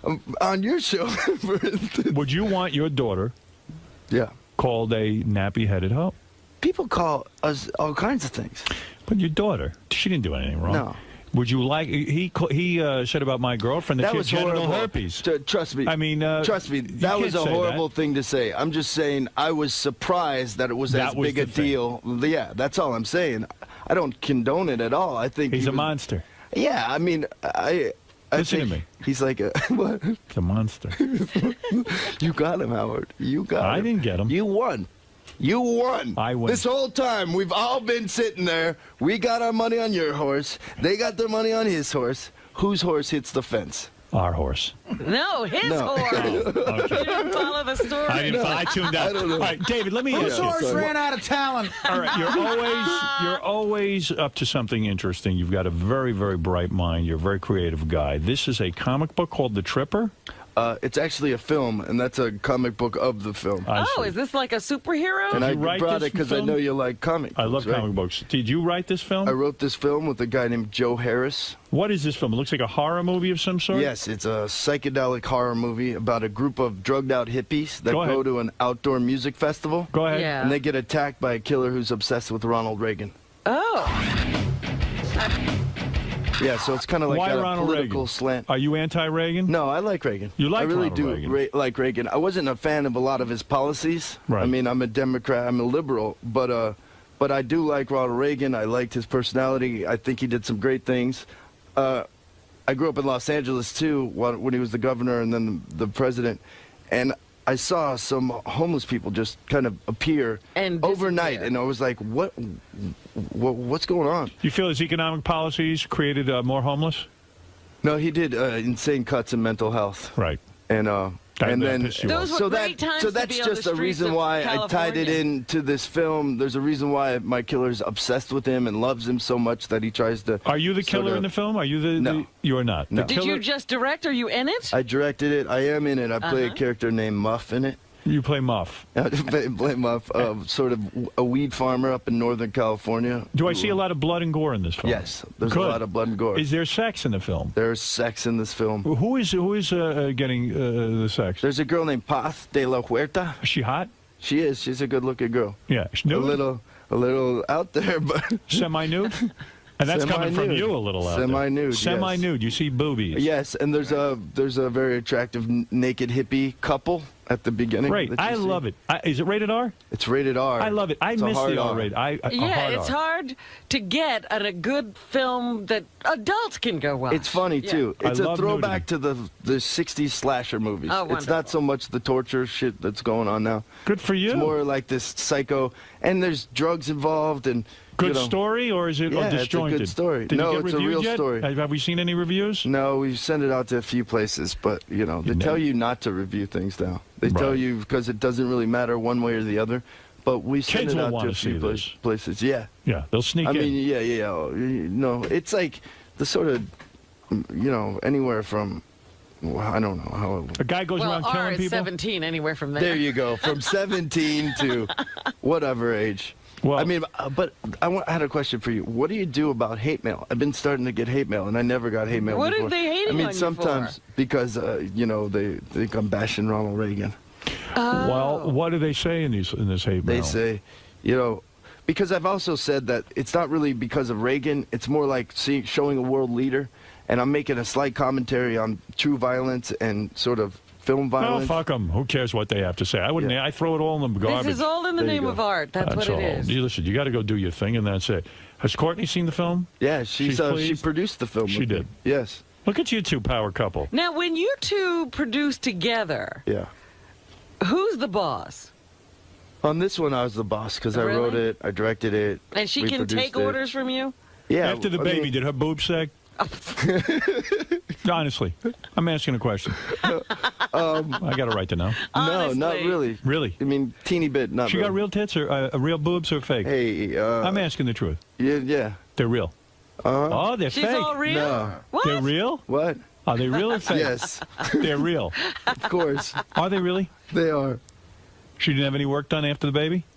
No. How's Did her body? she breastfeed? Beautiful. She breastfed. Beautiful body. How's she look? Did she still wear a bikini or she wear one piece? She wears a bikini. No kidding. She's But she She's in breastfed. great shape. Yeah, She she breastfed. breastfed. Has How Jennifer long? sagged at all, or hers are real? Does she go around topless in front How did this Have you happen? ever seen Jennifer How topless? did we go there? I asked about Where the did movie. we go? You did the film. The woman on the phone said, ask about the movie. did the You held build-up. out for as long as you could. Does Jennifer Aniston's breast sag? All right, look. What do I want to know? Are you going to have more kids? Is Courtney pregnant? God No, forbid. Courtney is not pregnant. I mean, that's enough with the kids. No more kids? No, No more. more That's kids. it. That's enough. One? No, we might have another kid. I don't She know. had enough. They went through hell having the first one. I know. That's true. They had to do all kind of things. Yeah. What was it? Was it your load wasn't working, or Easy. What was going on there? I could shoot a load right here. Go ahead. Thing over. Get the whole room pregnant. Shoot a load into I Robin. could Let's get see all what you pregnant. happens. You could get anyone pregnant, right? No, it was just So it was her problem. No, it wasn't. Was it was she allergic there to was you? something in her blood was thin, so she had to take something for her Well, blood. who wants fat blood? No wonder she looks so good. Even her blood is thin. Oh, she's a beautiful girl. But it's everything's cool now. Yeah. What does your daughter Coco call Josh, or your mom's new boyfriend? Daddy. Daddy. Oh. New daddy. New dad. Listen, I'm happy for you. You got a movie. How old is Coco? Coco is 2. She'll be 3 in June. Wow. Yeah. She look like her mother, or she look like you? She looks like a real combination. She does. Yeah. She's going to be hot. I mean, she's Do going to have you a good want life. one of those hot Hollywood kids? No. You want her to be ugly. I want her to be a nerd for as long as possible. I want her to be into like putting models together and No, it's horrible. astronomy. It's horrible when they realize sexuality. How old are your kids now? Oh, I've got a 20, soon to be 24. Got a one's going to be 21. Got a 14-year-old. Forget about it. They're all grown up. Yeah, they've all hit that critical stage over that house. Oh yeah. Yeah, everybody's wearing thongs. It's awful. That's not right. Yeah. Makes you want to jump out a window. Yeah, but how do you avoid having like a Hollywood kid? Well, they can't. They're I don't gone. know. they're We got to gonna move have out one. at some point. Imagine We're gonna that have to kid move looks away. like Courtney Cox Oh, forget about it. with the boobs and the whole thing. It's going to be a nightmare. And how do you live through the sex tape? That's what you have to worry Yeah. about. Are you worried about that? What? If your kid grows up and has a sex tape? Oh, Howard. Robin, not me. Robin. Your little girl's in a Robin, three-way with Brandy's brother. Listen. Oh, no. Why? Ray People. J or whatever his name is. Yeah. What about you, Robin? When are we going to get a sex tape out of you? Come on, Robin. That'd be a That's the top one seller. everybody's waiting Everybody's for. been waiting to see floating him. around. There's a couple Everyone's floating been around. waiting, Robin. Nice spread. Huh? Nice spread. What's You could be, cover of Playboy. Robin Hey. Quivers finally reveals. She's been offered, believe The me. beast. When I'm ready to change my image. Are you a happy guy? I am a happy you're guy. happy in life where you Yeah, are? fantastic. I That's mean, I good. feel blessed and yeah, I'm definitely happy. You seem like a happy guy. Thanks. Like you have it together. I don't know about that, but How's your brother, the one who dresses like a woman? Didn't great. he do the Alexis, sex change? yeah. Well, what's he Alexis, Did he He's get a the chick. cock cut off yet? I'm not sure. I don't think so. Is No. he going to ever do it? He's gonna. He shouldn't. She's gonna do I it. thought it would have been done by I mean, now. Tell But, him not to. That's her decision. But Better she's to gonna look be like in a a film in the Tribeca Film Festival. Yeah. I don't know. I'm just. Did you wanting And ever you see to throw your that out consider there. her another sister now. You are the only boy in the Yeah. family. Do you ever say No, my Do you have brother another Richmond. brother? Yeah, my brother Richmond's amazing, and he's in the film The Tripper. Okay. He's one of the stars. He's hilarious. Do you ever say to your brother, "Don't cut your cock off"? I mean, honestly, because everyone I've spoken to who has done it, at least a lot of them say They hate it. There's You not know, a they lot have of to go feeling. through a lot of counseling. So I mean, Yeah. it's really up to her at this Tell him point. not to. Tell her not to do it. You got anybody in that family who became like a roofer or anything, or a landscaper? Everybody's in movies. Yeah. No, Does anybody everybody's do in honest work? movies. Yeah, everyone does movies. Right. Well, you are a good guy. I think Hey, you could thanks, care buddy. less if Courtney Cox had an affair. What do you think of that? I think you could Really? care- I think It you wouldn't could- Are even you faze kidding? him. I think you could care less. I would go nuts on him. Are you kidding? Well, publicly you would, but secretly, 7 years with a broad, it's like an outrage. I don't. I'd be really disappointed. Yeah, But then you I'd move on. bail out. Yeah. Yeah.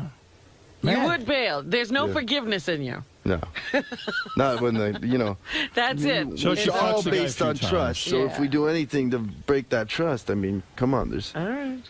Just remember that when it's your turn.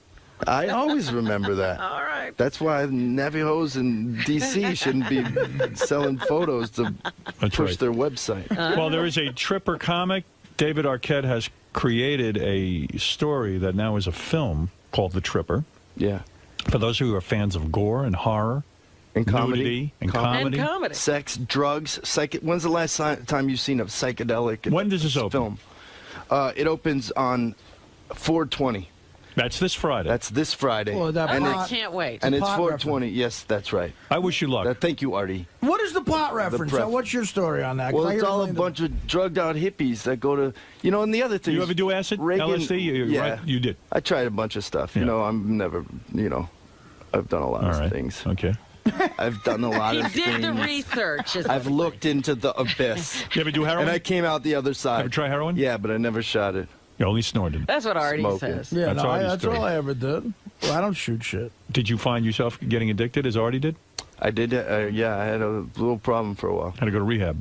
I never went to rehab. How did you get off it? Did you have to sweat it out? No, it was my mother's birthday after she passed away, and I was wasted, and I was sitting there, and I was like, "What am I doing?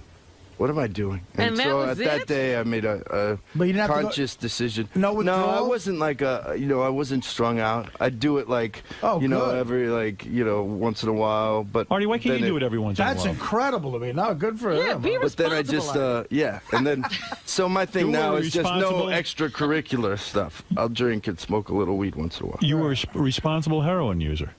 And, no, Well, there are people no, like absolutely that. not. I was very irresponsible, and I was doing other things too. It was like I was out of Coke? control. Yeah, I Ever was do out of shrooms? control. But you just pulled it together. There's people like that with coke. Shrooms. You ever do shrooms? Do you ever hash do oil? shrooms? Hash oil? Hash opium? oil. What? Do you ever do shrooms, hash oil, ecstasy? Do you ever do ecstasy? Gary's Part done of a the ton thing of it. about my movie is that I wanted to show like some of the stuff that's going on out there. Nobody's ever shows like how wild the world is. People are all doing drugs, and no one shows it in the movies. That's what I'm talking You're about. absolutely right. That's why I'm going to see The Tripper. And the people who get all wasted in the Tripper, they pay. Right. They pay. All Is that right. they pay with their lives. They pay with their lives. Good. The hippie blood is gonna run. Where would you get this heroin? I mean, you would go out and score? Oh yeah. Yeah. I mean that whole thing's so long. But wait a minute. Dark circle. When you first met Now, Courtney, whoa! Were you- It just hit me. What? This is the next article. Oh, totally. This is the next. Their marriage in ruins. Back on drugs. No. Wacko Oh, you're a tobacco. heroin addict. That's the headline. I was at the Hash Bash, Ann Arbor Hash Bash last week. Like, yay! So but you would do how strung out were you when you met Courtney? I was That'll straighten when you out. I was early on in our relationship. I mean, when we just first met, I was kind of wild and crazy, Yeah. but I wasn't doing that much stuff. But, How does one, Artie, why can't you do that?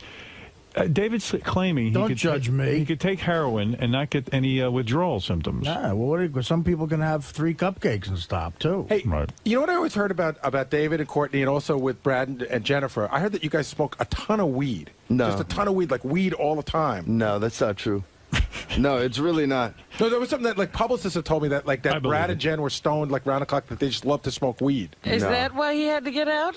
Well, apparently, the rumor is, I swear to God, this is the rumor is that he got sick of smoking weed. I swear to God. No, it's not true. David, what about Jennifer does Tell not the smoke. truth. Jennifer does not smoke. All right. Well, then I'll believe you. Go ahead, Ken. Hey, David, listen, first off, I'm sorry about your marriage, but I think you are the best guest that I've heard in a long time. Please keep coming back, pal. Thank you. And All right. I cannot wait to see that crazy movie of yours. Okay. Thank you. All right, Thank go you see very much. Tripper opening in theaters Friday. The Tripper. It's in 50 theaters. We're distributing it Slow ourselves. rollout, huh? Yeah, Why I've slow? been going across the country in a bus on a bus tour. We've been filming everything on the MySpace page, myspace.com/The Tripper Movie, and you could see I urinated the word The Tripper. Yes. And that got like 158,000 hits. Like that was our big. Fantastic. Well, we'll go that on was there. our Jim, big you're thing. on the air in Bloomfield, New Jersey. We're talking about the Tripper and other things. Hi, I saw David at the Chiller Expo in Parsippany Saturday. Yeah. Were you there at the Chiller Expo? In Parsippany? Yes. It's where it's a horror fan convention, right? That's exactly. We've been going all around to all these kind of And crazy things. I want to say a couple of things. First of all, he was the most popular guest there. You had to wait in line 2 hours Wow. to get to see him. Well, who else I was was there? with Thomas Jane, my brother-in-law, who plays the Punisher. Right. Yeah. At 61, he was Mickey Mantle on 61. He's with me on this wing of the tour. And who any hot chicks there? a lot of them. But first of all, Mostly geeks go to that, right? well, some, but there are a lot of good-looking girls there. But I want to say one thing about David. What? He was nice enough to give autographs and pose for pictures for free, which was unlike most of the other guests there. Well, that's what I was going to ask. Is he selling his photograph? Give me an example of a celebrity that sells their autograph at the Chiller convention. Well, we had Robert Beltran of Star Trek Voyager. I never even heard of him. How much did he charge? He was the doctor. Was, Commander Chakotay on Well, Voyager. you know what they do? They Oh. sell the pictures, and then they'll sign We them for had them. Michael Biehn of Terminator. How much did he charge? He charged me $20 to autograph my DVD of the Terminator and take his photo. That's horrible. Eric Roberts. Julia What was Roberts, he in? No. Julia Roberts' brother. Margot Kidder. What did she charge? She's running around in people's backyards. Margot Kidder let me take her picture for free. All I right, can get an she's- autograph, though. Of course. You're going to Billy probably West fuck was her there. for free. You don't know that. You had Billy West. Billy was there? Yeah. Soupy Sales. Soupy? Oh, he looked bad. He was very feeble. He can barely talk. All right. Well, anyway, David, look. Thanks, man. The movie is called The Tripper. Yeah. I wish you luck with this. You're always Thanks up a to lot. exciting things. You're a creative guy. You're a bright guy. I trust you when you Thank say you. the movie's good. Hey, you know what? We can't get a theater in New York City. You're what about kidding. that? Yeah. Call the Sunshine Theater and tell them to put this film up. Why don't they For do this? God's There's sake. enough theaters around. I know. Every piece of shit movie is out I now. They know. should put something in there. Yeah, I'm telling you. There's. So you can't see it in New York this weekend? We don't have a theater as of now. Wow. And it's ridiculous. Well, I think the people who own Sirius own AMC theaters. I'm going to Really? contact them today. Oh, that's great. Thank you, I'm Howard. gonna I'd find out appreciate about that. that. And then we were at the Senator Theater in Baltimore, Yeah, I know Maryland the yesterday. Senator. Then, Baltimore's going to take us. Why not New York Sure, City? absolutely. That's a big market for you. Yeah. All right, listen. Good luck with the film. You're working hard. Thank you. Hey, David. Yeah. That's never easy for you, man. You never take it easy. I always come out sweating, like I just beat up or something. You mentioned the whirlpool effect that they have going on. That's right. They did. Yeah, I got that down. A couple times I tried to turn it back. Tried to turn. You did? I did. I kind of did. You think Courtney will react okay? You fended off all those rumors. Courtney's in the past. always, she's chill about stuff like that. But it was rough. You tried to revisit the whole Brad and Jennifer thing. He tried. I didn't go there. Hopefully there's no sound bites. You were talking to me last time about that. Well, You're you like, got you know into that- you got into all the tabloids. Yeah, exactly. You warned me though. I did. I think on the way out you were like, it's probably gonna be all over the place. I was like, really? Do you think? That was the first thought of it. Jackie Mason in the house. Were you surprised by the picture? Mr. Mason, sir. Yes. Hello. My name's David Arquette. Nice to meet you. Why not? Big fan of yours. Are you a comedian? Not really. What do you do? Not like you. I mean, I'm not the real kind of. I'm an actor. Oh, yeah? Yeah. So how did you get successful enough to wind up on that film? I married a very famous woman. Thanks. See you later. Governor of Sirius, and I'm here today to talk with Howard. He wants to express his appreciation for Sirius because it allowed his career to be reinvented. And I want to express my appreciation to Howard for taking my dream and making it bigger and better than I could have ever imagined. So Howard, it's sort of like a mutual admiration going on today. Total mutual admiration, synergistic. It's two people who have been pioneers in their own area. Howard pioneered talk radio, pioneered mass intimacy. I pioneered satellite technology and allowed satellite technology to reach people in cars. Together, we're a dynamo. He's got a ton of questions for you. He's been talking about it all week, so. I'm happy to answer all the questions Howard has. I'm a huge Howard Stern fan, so to me it's an amazing thrill to be able to sit on the couch and talk with Howard and Robin live. Well, this is pretty fascinating. I was in the halls one day, and I ran into the guy who actually invented satellite radio, and then I wasn't even sure what was going on because he was wearing a dress, and then I found out he's now a woman. He wasn't in a dress. Yeah, he was. Sure he was. I was there. What are you talking about? I saw him that same It day. was a long skirt. You didn't know what you talked. That's Martine right there. Martine, the first time I met you, weren't you wearing a long skirt, like a skirt? Nope. Robin's right. Didn't have a beard either. I didn't say you had a Robin beard. said, like, I saw his beard, and it's like, come feel me, Robin. All right. So I was wrong about the beard. You were wrong about the skirt. And I don't even know. Do you have titties or not? Yeah. Oh, you I do? Yep. Oh, There okay. they are. A nice round. Here's a gift for you, Howard. Thank you, Martine. Martine's a super intelligent person who invented satellite radio, and I kind of had this fascinating discussion and invited her to come in. She's sticking out her tits. How big are your tits? But you're married though, right? But you're married to a woman. Yes. 25 years. You were Is this the same woman you've always been married to? Always been married to. Let me understand something. So you were a She's dude. right out there. You were a dude. You married a woman. Then you say to her, "Hey, I want to be a woman," and she stays with you. Yes. And now what goes on in the bedroom? A lot of fun. You sleep in the same bed? Of course. Never. Can't even fit a feather between us. Really? You got the vagina, right? Yeah. Has a guy ever put it in? No. Never? No. You don't want it? No. You don't want some guy to put his penis in your vagina? No. You became a lesbian. I look at myself as a Bina-sexual. My partner's name is Bina. I love her before. I love her during. I love her now. I love her forever. She's not frustrated? No, she's very happy.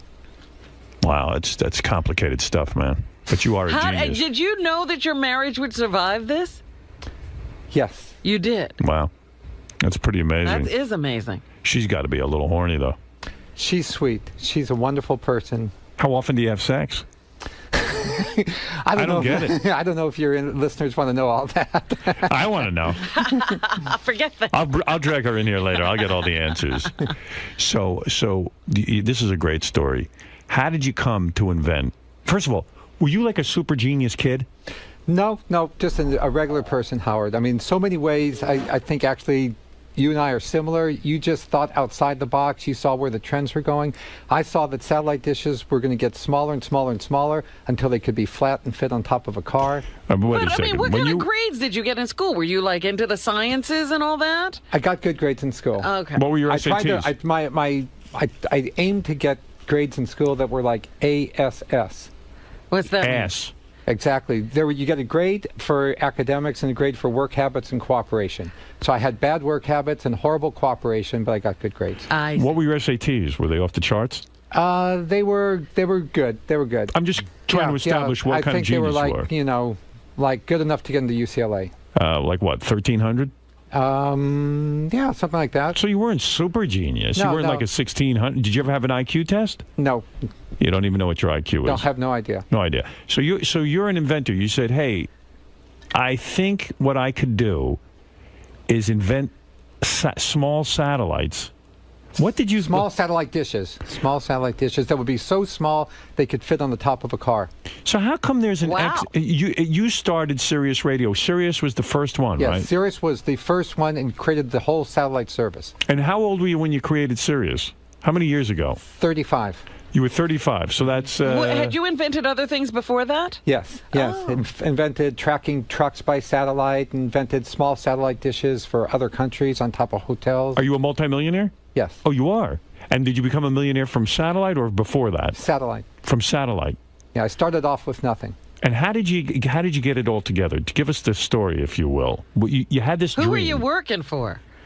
The dream actually started with going to satellite conferences where there were a bunch of engineers and saying to them, I have a better idea, I have a different idea, why don't you try to do this? Okay. And they would all say that's impossible, that's stupid, satellite dishes are as big as garages, you can't put them on a car. Okay.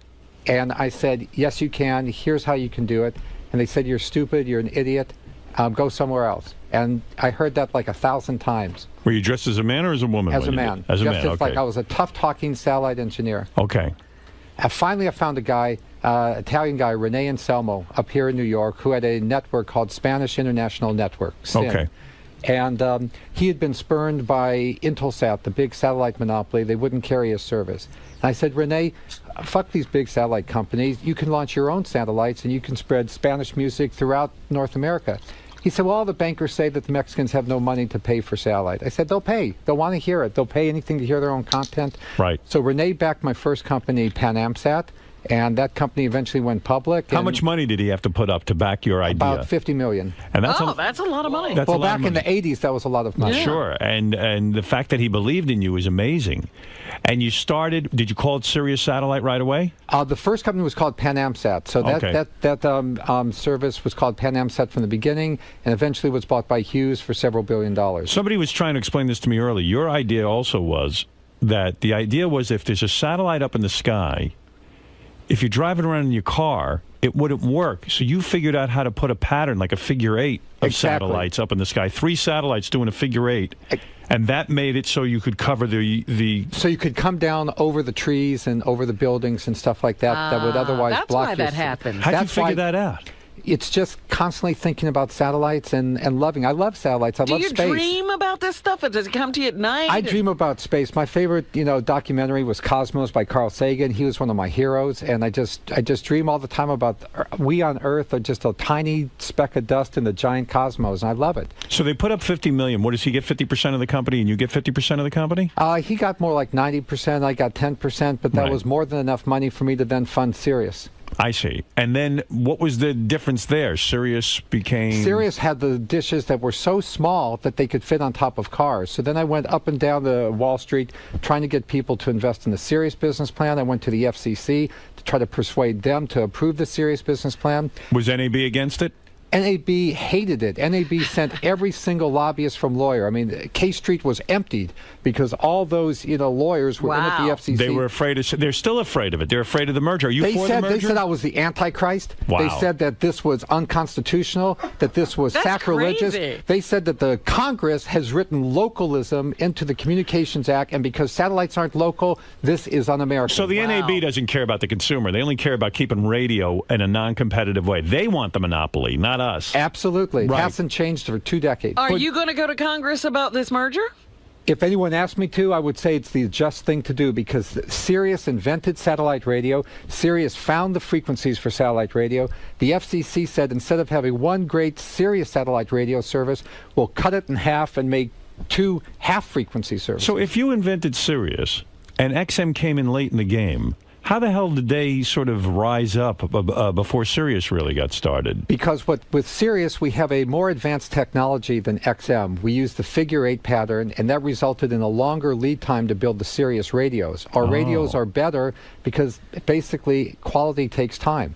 I see. They took the fast and dirty approach to the market. Right. We took a little more time to get the better quality radio. So you have to be thrilled with what's happened with satellite radio. Your invention has come to fruition. Howard, I'm the most happy person you'll ever find because here there was something that was a dream in my head, and now thanks to you folks in particular, and thanks to Mel Karmazin, millions of people are enjoying these frequencies. The FCC should be thrilled.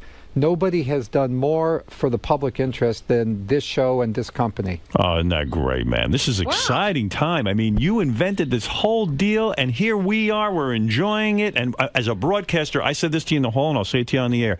I thank you. If you hadn't invented this medium, I mean, the fact that I'm getting to look at this is like me meeting Marconi.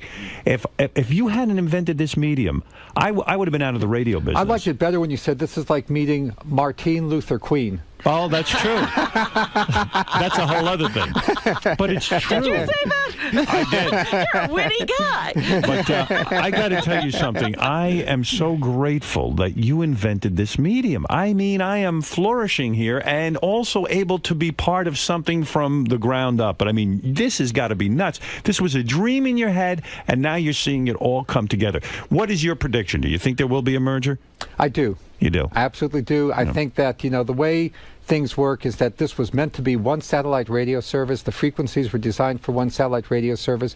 Today, digital communication doesn't care whether it's satellite, internet, cell phone, iPod, what have you. There's so much competition. It's just stupid to have duplication of everything on XM and Sirius. Right. Oh, this is fantastic. Now, where else is Sirius going? Is Sirius going to the phone? Is Sirius going to do other things? I mean, is there other technology that you're working on? Well, today I work full-time in a biotechnology company. I'm CEO of United Therapeutics. It's one of the largest biotech companies. And that's super successful. You and, got into and that you know one what? of I owe that to Sirius, because Sirius gave me the money to start a biotech company to develop a cure for my youngest daughter who had a life-threatening condition. And have you done that? Yes, I have. Wow. You developed a cure? Yes. What was the condition that you developed? It's called primary pulmonary hypertension, and it's a life-threatening condition that affects thousands of people. The blood vessels in your lungs, for some unknown reason, they clamp down, and no blood can get from your heart to your lungs, and people end up, fainting and then unfortunately dying. Your daughter developed this after you invented Sirius Satellite Radio, and you said, that's it. I am now going to start a company to find a cure for my daughter. Of course. I mean, what am I going to do? Keep, doing satellite radio when there's nobody to help my daughter? I'd do what anybody would do, jump a 10-foot wall to save your own kid. And you figured out a way to save, and now you've saved thousands of lives. Yes. Wow. And your daughter is fine? Yeah, she's right outside. Oh, wonderful. I hear she's a huge fan. I hear she's a knockout. I love her. Yeah.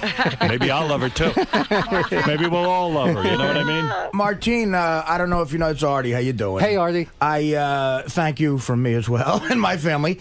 But I'm single. Me and your daughter getting together, is that something you'd be opposed to? Or He didn't save her so you could have your hand. You're right. That would have been a waste of time saving her. Yeah, No, be good. but I just wanted to ask Martine, this is one of those incredible stories that is so fascinating to me. And, you go through all that hard work, that research, and you get a company off the ground. And in a way, when you found out Howard had agreed to come here, wasn't that in some ways, the final step to get this out to the mass amount of people? You must have been so excited when you found out about Howard coming, because he's the flashlight on this amazing invention you had, right? Well, absolutely. To make something succeed, the technology was a necessary but not a sufficient condition. That's how us engineers would phrase it. You needed the technology, but you also needed the content. Right. And all the canned music in the world is great. We all like to listen to our favorite stations, but that was not enough of a magnet to bring millions of people to satellite radio. Howard, you have brought millions of Americans to space, to the satellite radio, and as happy as you are and I am, how about the guy driving in his car that can now listen to you in Kansas and Chicago, everywhere in the country? It's terrific technology. How about the freedom of not being censored? One of the main reasons I wanted to start this company is it pissed me off that they were like these stupid censorship rules that you can't say this word, you can't say that word. I love you, man. I really do. You have given us. I didn't know they had split the frequencies so that they could make two companies. XM literally copied our application at the FCC. Ugh. You mean, in other words, they benefited off of all of your hard work? Freeloaded. Yeah, freeloaded. So that has to drive you nuts. And, well, that's why I love this merger, because I love justice. I'm a Libra. I like things to be balanced and justice. And I'm a Libra, too. Wow, we should get together.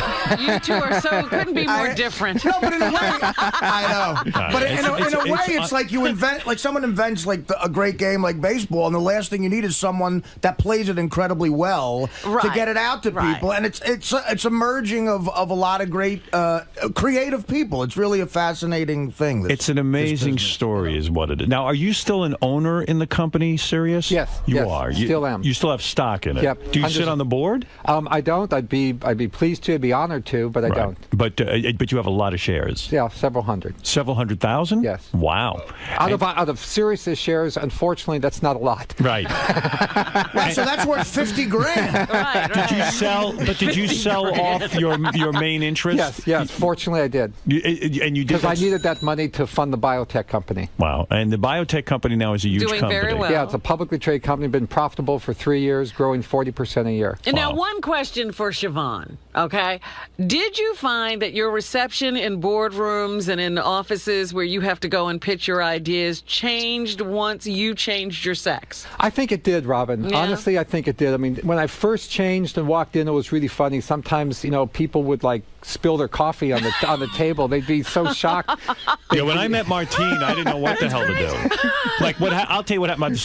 Tim came to me and says, Martine is here, who invented Sirius Satellite Radio, Martine Rothblatt.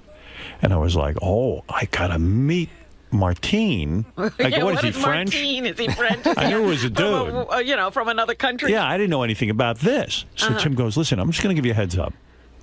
I don't know what's going on. You know, Martine, I think he goes, Martine's a guy, but he might have had a sex change operation. I go, well, what do I do? What are we dealing with? I said, I don't care if he converted himself into a tiger. I got to meet him. That's what the Wall Street people said. They said, finally, Martine, we don't care if you come to work in a monkey suit. If you make as much money for us as you did at Sirius and all at that Pan Am matters. Sat, we're happy. Yeah, because you don't really try to look super femme. No, you no. don't. I'm just myself. I actually don't care if people call me she or he. I thought that the day after I met you, you guys talked for 15 minutes if I was man or woman, was the funniest 15 minutes I ever heard. Could you convert yourself into a tiger if you wanted to? You seem to be a real genius. What was the in the operation? Did that make you feel better? Were you like really upset in your personal life? I feel really happy. You hated your penis, or no, I didn't hate it. I had I loved my penis. I still have my penis. It's just an inner rather than an outer. I see. And you were able to have orgasm with that thing? Absolutely. No kidding. Yeah, it's the difference between like a rocket ship and Krakatoa east of Java. I mean, and a healthy sex life with your wife. Very happy. Where is let me meet your wife and your daughter, and at least pay homage to your great family and what you've done. Martine Rothblatt is really an incredible human being. In my lifetime. And how did you tell? I mean, how do you tell your wife? Were you open about this all the time during your marriage, or when did you have to say, look, there's a woman inside this man? After I was so sure that she loved me so much that she'd never leave me. Oh, right. wow. You wouldn't have gotten the operation if she would have left you. Absolutely not. I love her first and foremost. Wow. Wow. And how do you tell your daughter? I mean, all of this is very... it's a step you don't know how what the outcome will be. We live in a great country, and fortunately, our kids are great kids, and each of them were totally open-minded. And our family's main motto is like cherish diversity. Wow. That's beautiful. Hey, look at your beautiful daughter. First, I'll say hi to your daughter. So your life was saved by your dad. You got to be a good girl, right? You better behave yourself. That's right. Yeah, I definitely have to say that I owe, my life. You call your dad or your mom? My dad. Yeah, like mom junior or something. No, I'm her dad. I'm proud to be her dad. Right. You're the dad. I have one mom, so I already, that position's already filled. Everybody thinks you're real hot, by the way. How old are you? I'm 22. Too young for me. Well, not really. Not really. I got to say, Martine, you and your wife, you do something right because she's beautiful. Yeah. Thank you. That's right. And that's the most important thing in the world. And you are Bina, right? Is that your name? You are Martine's wife. Now, it must have been a shock to you when Martine said, not only did I invent satellite, but I'm going to go become a woman. And you decided to stay with Martine, yeah, right? How did that happen? I mean, were you aware that anything was going on? No, I wasn't. I was really sort of in the dark on that one. Did you take it as an insult at first? Like, what's the matter? Don't you want to have sex with me and stuff? No, not at all. Really? It didn't come across that way at all. Yeah. Did you ever consider leaving and going, like, you must miss penis on some level? I didn't consider it at all. I don't know if I want to hear this conversation. Do you ever ask your parents what it is they do in the bedroom? I'm trying to figure it out myself. No, I can't say I ever did. That's just one. Do you ever ask your parents? I mean, no idea. You can blame your father because he invented the only reason we can talk like that. But it had to be an adjustment in the bedroom, right? You were used to having sex a certain way, and now you were having sex with a woman, right? Well, I'm open. I was very open because I love Martine, so I'm a Martinasexual. Right. And so it's just we're just together. We can do so many things. So for us, you don't miss penis. No. You've never said to yourself, maybe I need to go get a guy on the side every once in a while. Did Martine have a beautiful penis? Was it a terrible thing to see it go? No, you know why? You know why it wasn't a terrible thing to see it go? Because I wanted Martine to be fulfilled, to be happy, to be a person. We only live this one life. But even, as they always say, I watch these documentaries. Yeah. They say there is like a grieving process because you're losing something. You go through a lot. You go through a lot. I mean, it's tough because you're also forming a new personality. We had to go through a lot of versions of Martine. I don't think a lot of people would show up at my penis's funeral. Was it weird the first time? No one would come pay their respects. Was it weird the first time Martine took his clothes off as that Martin became Martine, and then you saw no penis there? Well, we did it together, so we went through the whole process together. So it was and it's gradual. It's right. gradual. It doesn't and happen overnight. Yeah, and then the surgeries in the hospital, and I was there for all of that, and it's really. And the first time you had to make love to Martine as opposed to Martin, it had to be very, very confusing to you, right? I mean, it was not confusing. I think that because I love Martine so much, I'm in love with Martine's soul. So it's just a different kind of love than some people have. You're talking I about would only say physical, only physical for you. It has to be, it has to be just a vagina, just a penis. Well, it's really not so with us. It's everything. Like see, that's it's every love. touch. It's like That's everything. real love. That's a love of a person. I could get Dana to stay with me over a little heroin. Oh, here you go again. Now, your daughter's name is Genesis, right? Yes. That's a very nice name. Yes. And Genesis, do you get embarrassed at all at first when your dad starts coming around dressed as a woman? It must have been difficult for you. Well, yeah, Martine dresses pretty unisexual, and I have to say it was probably harder when I was in school, when it first happened. I was going to say, how old were you? I was 10. Oh! That's a big adjustment. Yeah, I mean, being the youngest of four, I'm sure my older siblings probably didn't have as much trouble with it. It wasn't really a problem for me, but, friends at school would say stuff like, oh, your dad's a woman now. Are you going to be a man when you grow up and stuff like that? Right. Understanding. Yes. Where are those kids now? Where are those kids now? Because you ain't no man. Hey, Bill, you're on the air in Battle Creek, Michigan. You're on the air with Martine Rothblatt, who invented Sirius Satellite Radio. It was a dream in her head, and she came up with this idea, and now it is a reality. Go ahead, Bill. Well, thanks for taking my phone call, Howard.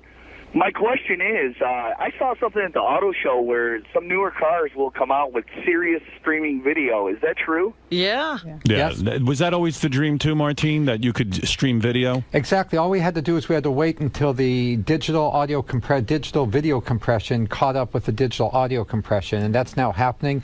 So, by the way, another benefit of the merger is that if we had the full spectrum that we originally discovered and were intended to have, then we could always stream video along with audio. Wow. So what you're saying is when the FCC decided in their wisdom to split your invention in half, so to speak, they really kind of impeded the progress of the invention. Absolutely. They took the light bulb and they said, okay, everybody's only going to get half a light bulb. Right. We made the best we could of it, and thanks to you guys, we've made a great service here. But if we can have the whole light bulb back together again, the American public would benefit much more. Well, then you're making incredible arguments for the merger. Jeff, you're on the air in Memphis, Tennessee. Hey now. Hey now. I just wanted to say I'm a trucker, and I wanted to thank Martine deeply. That you're the best thing that's ever happened to truckers. Thank you. You're darn right. But I also have a beef about it too. A beef? Go ahead.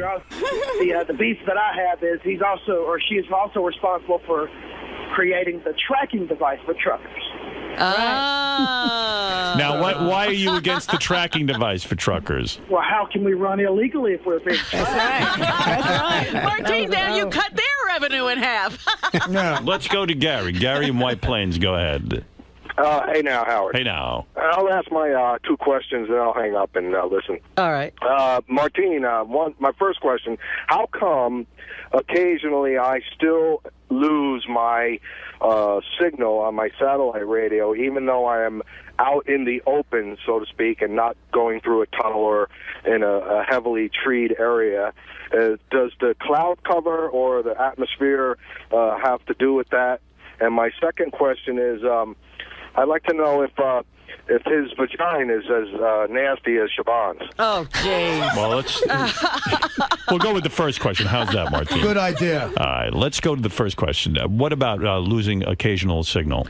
Maybe for a second or so, sometimes there can be an eclipse of the satellites. Other satellites move in front and whatnot, so that can cause a momentary break.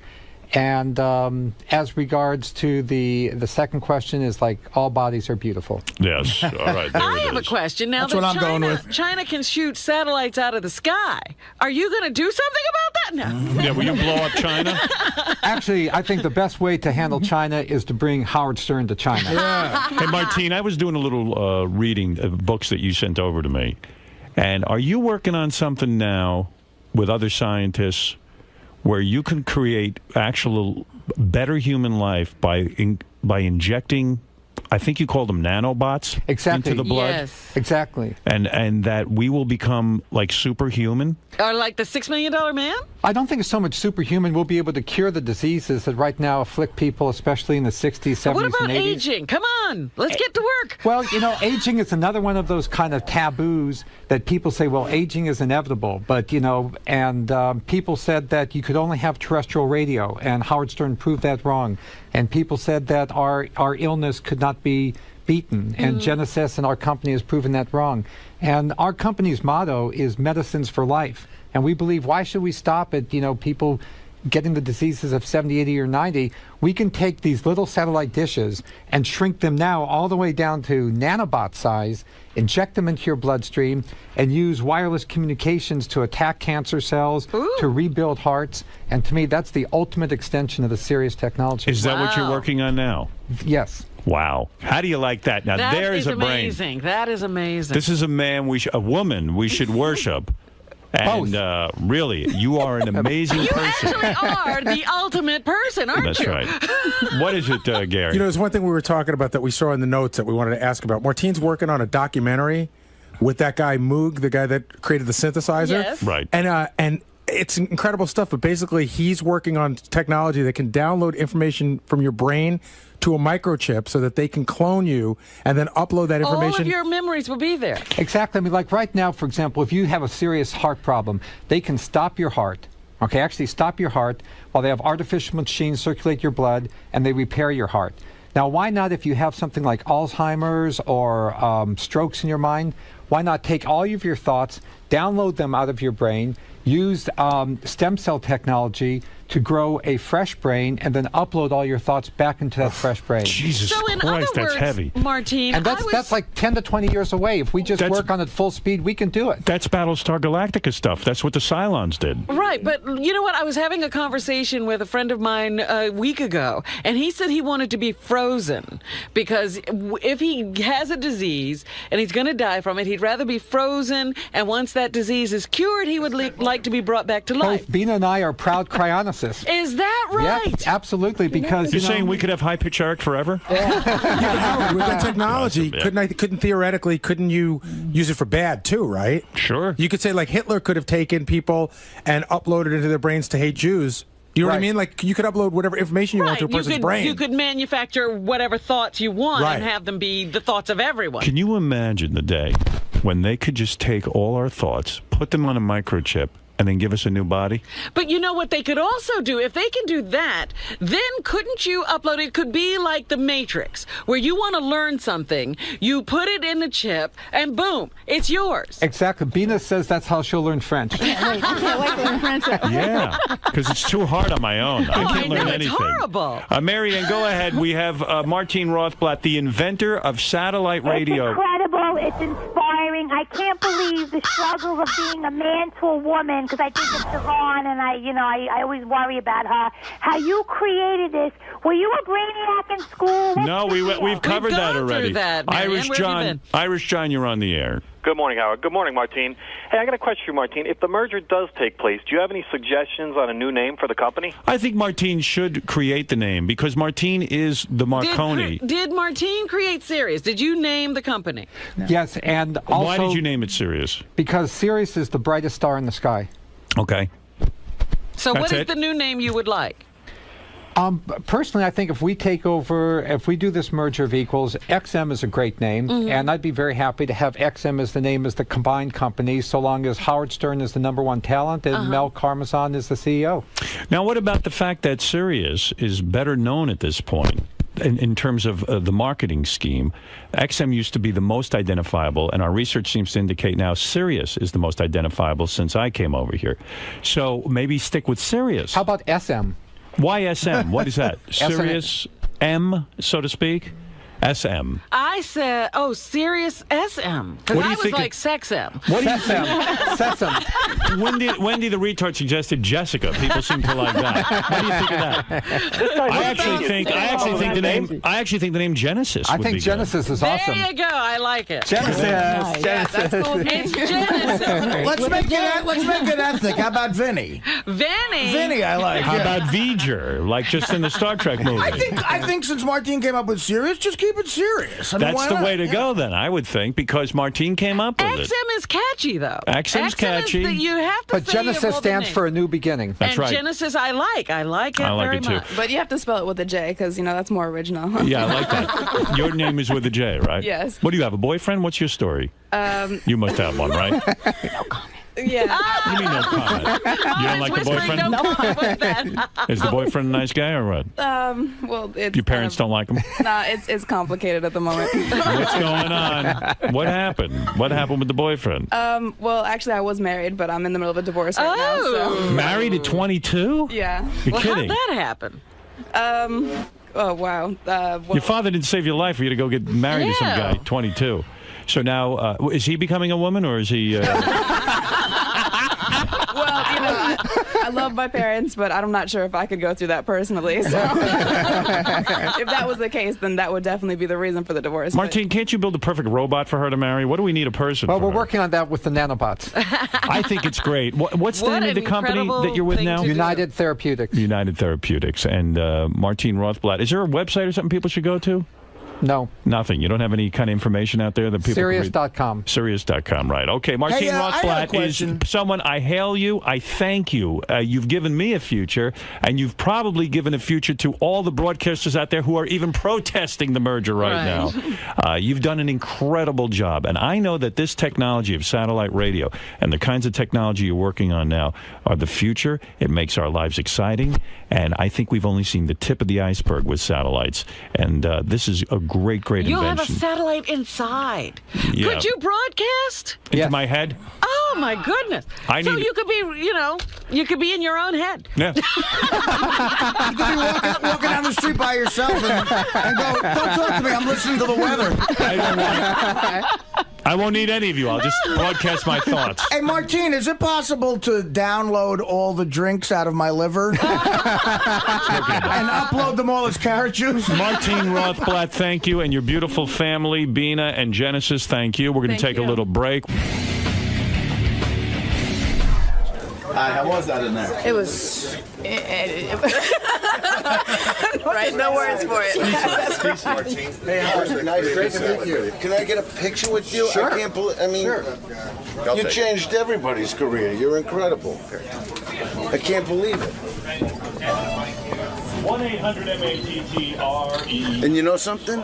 That was interesting because I also always wondered where the name, how why it's called Sirius. Yeah. You know what I mean? It's actually a star. It's the brightest star in the sky. That's amazing. Like right after sundown, you'll see it come up, and it's the brightest star in the sky. No, that's an amazing thing. I said, Can I get a picture with you, Martine? Sure. yeah, I just got this digital. Look. Oh, that's nice. Look at that. Hey, no beard. My beard didn't even show. No, it's amazing. Thank you. I'm thanking you. To be able to go on and do, what I do, for a living, is amazing. That's the biggest joy for me, that people who have great talent like yourself and Howard can now share it with hundreds of millions of people instead of going through some little FCC tunnel or just one club or something. You know how many times he used to have to, he'd go for the button, life's about joy. Yeah. And all we're doing is spreading maximum joy to maximum people. No, you're That's what life's phenomenal. about. I don't know how you thought of it, but it's amazing.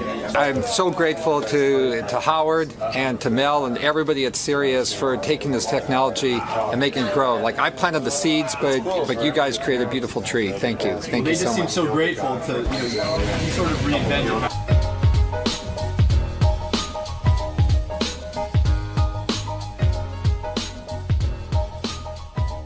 Is this the day? Yeah, he's going to come in and say hi. He wants to promote his show tonight, and then he sent like 18,000 plugs, for shows he's doing. It was typical Jackie Day for me yesterday too, because Gary sent me a note saying, I I guess Free FM offered Jackie. No, I didn't send it. Or Tim sent that. No, I didn't even know about Tim that. sent that? Oh, I guess Free FM, our old radio station that's doing so well, offered him like two tryout shows for the week, and did I have a problem with it? And I said, absolutely not. I don't have a fucking problem with it, but it's I don't want to be in that loop anymore, the Jackie loop, where I have to, give my blessing. Because I can never can win that one. No. I don't know how I always end up in that. Pissed off. Yeah, I got nothing to do with that. You can do whatever shows you want.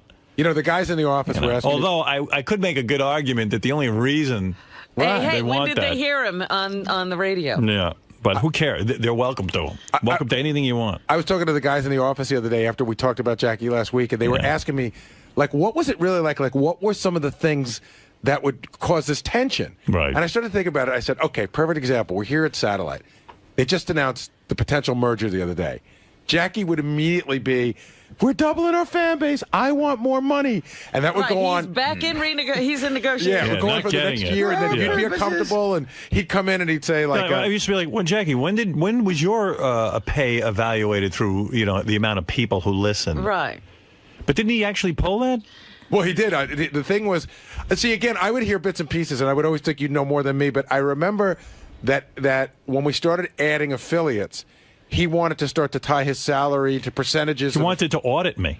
Yes. Yeah. He did. And I would just said, I don't know what planet you're fucking Bring your on. papers in. He wanted. Bring your papers. But he wanted to know. He wanted me to open up my books. Oh, I know that. He wanted his salary tied to a percentage of your salary, which doesn't make sense. Well, to him it does. In Jackie world it does. We should ask about all this when he comes in. Yeah.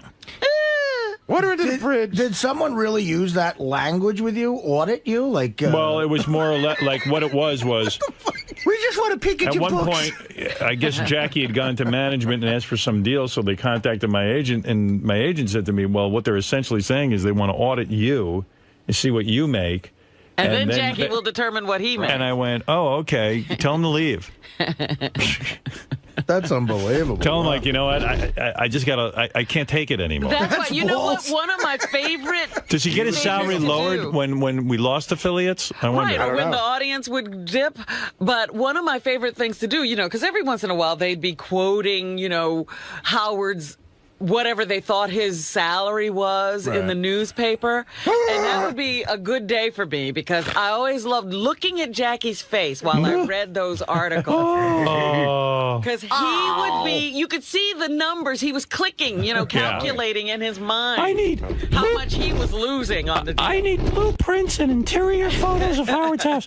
I just even remember, right before Jackie left, I was so, browbeaten from him and so punch drunk from it. Yeah. Punchy, literally, from all of his negotiating and his looking at me in a strange way.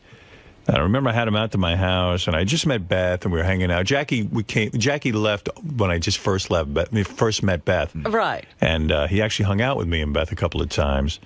And then I remember when his negotiations were going on, he goes, well, I'm going to have to leave and give that beautiful lady a kiss from me. And I went, uh-oh. Now he's looking over the Beth situation. Right. Is he going to expect me now to get him a girlfriend? He needs 10% of her, yeah, too. I know that might have been driving him nuts, too. So I was always like, what's going to set Jackie off now? Am I going to wear two nice pair? Anything you do in your life. If I buy some jewelry, is it going to set him off? How many kids is that? But, you mean you thought he was going to be pissed that you were dating a hot chick? You could just pissed him give that beautiful lady a big, and I went, I could tell already it was in Jackie mode. Give that beautiful lady a big kiss when you're riding in that big block-long limousine from your two homes. There was always a calculation, while Jackie was trying to enjoy himself and not notice what was going on around him, he was noticing everything. All he did was notice. That's all he did was sweep the room, determine how much this was, you felt like decide what was going on there. He should have traveled with an accountant, to evaluate and do audits on everyone. But I just it's going to be a pleasant appearance. But it was a weird move. Well, that's what did it in. I mean, he see what Jackie should have done, in my opinion. And I told him this many times. I said, forget me. Look at you. Right. There isn't a guy in radio doing what you're doing, making the kind of money. I don't think there's a guy in television making the kind of money. I'm talking about writing and doing your thing. I have the answer for that. I know. No, the answer for that was that he created the position, Right. and that there was no peer to evaluate it. Well, in other words, sometimes you got to evaluate it yourself. But he would always say, I'm "There's like the no guy who landed on the moon." There's no me in any other part of show business to compare it to for a price comparison. But it was also that he somehow thought he created Howard. Yeah, that was the other thing. That was the problem. Yeah. Apparently, he didn't know that Howard was around before he got there. He was the clay, and I was the potter. Yeah, I mean, Jackie had snappy lines and stuff, and I loved it. It was fun, but it just dawned on me that I kind of do this thing anyway, and maybe I don't need. In fact, some people had said to me, well, "You can tell the lines, and it kind of isn't you." And hey, can I tell you one other thing that Jackie did that I thought was always weird? When he was in contract negotiation, it was very clear because he would come in and he would alert you about a minute before you went on. I'm gonna let you know things aren't going well. Yeah, I mean, right before I'm going on. And then it would be like he would pout for a while. And Artie, you'll get this analogy, like. Jackie would sort of work at 3/4 of capacity, right? And it was almost as if it was a work slowdown. It was a work slowdown. It was almost to show me what it would be like without him. It was almost as if Jeter was in contract negotiation and decided he was going to sort of not run so fast to first base. Well, athletes have been accused of that. Yeah. But it was But what would be weird is too because we'd get into a rhythm and then he'd throw the rhythm off, and it was upsetting and annoying, and I don't need that shit. So but Jackie really did me the biggest. Jackie is probably one of the only people in the world that ever taught me as big a lesson as I've gotten in life. And there are 3 or 4 moments in my history that I can think of it. And Jackie taught me that I am fine on my own. And I really don't need to get horseshitted around by anyone in this business. I think I used to say that, but I don't know that I really believed it. I was going to say, don't you think you sort of knew that, though, before? No, I really didn't. Robin will tell you, I didn't. I really didn't know. I kicked and screamed. Yeah, Robin would say to me, "Don't you realize that this is just ridiculous?" If Robin had her way, Jackie'd have been gone in '87. Yeah, but I And not because I hated Jackie, right. but I didn't like the whole deal. But I get attached to people, and I get very, I'm very, very. I don't like change, but I've really changed as a result of Jackie. I'm okay, It's part of the reason I think that you and I, Artie, can have such a good relationship, too. It's like when Artie will come to me and say, you know what, Howard, I need to do this or I need to do that. And I don't want a contract that's long and binding and stuff like that.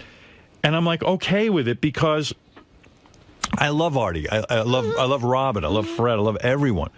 But, my dignity was being attacked. I didn't feel like I had any dignity. More than anything else, it was like, why are you letting him do this to you? Like, he's abusive. Yeah, so I kind of... he would, you're saying he would purposely screw up the show on the air? No, but he would be less happy. I would allow him to affect my mood. And I can't do that. I work with other people. I have a life. But it affects everyone else in the room. It affects Fred. It affects me. When I see that, that means I have to make an adjustment. If you walk in this morning... it was just bad, but it was my psychological drama. When there's tension, I know from being here for 6 years, when there's tension, the show isn't the fans might like it, but it's at its best when we're all sort of getting along and having fun and everything. Yeah. And if there's one sort of monkey wrench in that, I could totally see how that could fuck things up just from experiencing what it's like here. It just became too tense and there's a certain element of that's funny on the air, but then even listeners will start writing and go, okay, enough with that already. Right. It's when is the drama going to end? Yeah.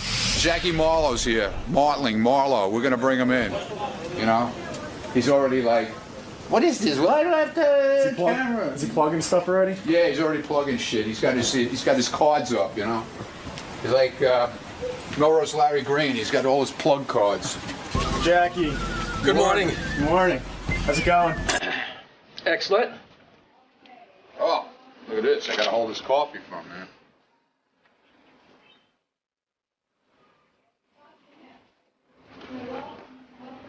What's going on here? Wow. He got you, man. He's almost like Dice Clay. Now I got proof. So what are you doing here today? I don't know. I thought I was doing Imus. Just gonna hang out with the guys? No, I came by to say hello and to promote my radio show. Is Jackie here yet? Oh, Jackie is here. What are we going to talk to Jackie What are you making a big star like Jackie sit in the green room? We have these great discussions about Jackie when he's not here. We talk about Jackie. It's more fun than actually, when he's here, it's kind of uncomfortable. What do you want to talk to him about? I don't know. Well, we haven't seen him. Have we talked? Yeah, I guess we have talked to him. You know what you need to talk to him about? What? Fred's anger? No, that Jackie just signed on with Sirius, part of the family now. He is? All right. With what? What's he doing? He bought a radio? The Joke Hunt. Yes, he signed Bought a- he bought a- for a year. Jackie bought a Sirius satellite radio? He's part of the family. Fred, do you ever confront Jackie on your anger toward him? You know what? It's long past. You like Jackie now? I've always liked Jackie. He's a pain in the ass, and sometimes he can be an asshole, but I think he'd be the first to admit that. You think Jackie would admit he's an asshole? I think he would. I think he's man enough Jackie's now. a good guy. Although he might be old school. He might not see that. So it turns out we have nothing to talk to Jackie about. I thought he was going to come in here and perform. I heard him on the... Yeah, he says he's not prepared to do his music, his band. That's a typical Jackie thing. Yeah. I called him yesterday, and he's got a full band. But I like to hear what Jackie's been up to. He can't go acoustic? I want to hear what he's been up to. I want to hear about his love life. I want to hear about his That's true. performing life. Right. What he's doing. He's not telling you nothing. You know what? There he is. No way. I'm telling you. Fuck you. Fuck you guys. We'll have Richard and Sal come in here and work on you. Yeah, they'll be gay for you. Well, I mean, as a fan of the show for years, it would be good if you guys just had the conversation you had before with Jackie in the room. No. So he could respond to it. I mean, I don't know. Oh, what are we going to say? I don't know. No, Jackie's my man. He can't do that. It's always better to talk about Jackie when he's not here. I'll talk behind Jackie's back anytime, but never to his face. Jackie, why don't you come in here, and then we can talk to Jackie. And Must he? Yeah. Fred's not a big Jackie guy. He's a huge Jackie fan. They used to have a good time back We used to have a good time. Jackie, the joke. But look at him. Looks younger than ever. How old are you now? I think he's as old as Regis. He's older than you. He's older than... He's having bypass, too, I Yeah, think. he's as old as Regis. Jackie, are you healthy? Fred looks like his own grandfather on television. Hey, Jackie, do you own a mirror? Where do I sit? Right here? Yeah, do you own a mirror? own a mirror? Hey, good You looking. fucking own a mirror, you fucking crypt keeper.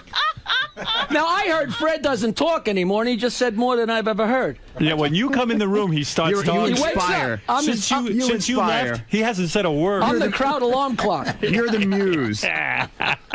You know he loves to do you. Fred, Jackie is making a point. When Jackie was here, you would get more into your Jackie impression. Oh, yeah. You would Well, there's talk nobody more. here to be an asshole like Jackie was in the old days. That's the 10th time he said asshole. Artie since comes he in, turned and on he's the- a decent human being, and he's a professional, and he does his job. Jackie- Gary's a professional, he does his job. Jackie comes in, doesn't do his job, and asks for more money. Jackie always You know, did his job. you know, I came in here, and I wasn't going to break Fred's balls, and now not he's like much. he's setting the scene here. right. much. He is. He is definitely challenging you. He, I said to Fred, let's get together for dinner. And he wrote me back, it's a little too blustery. Let's wait till it's nicer out.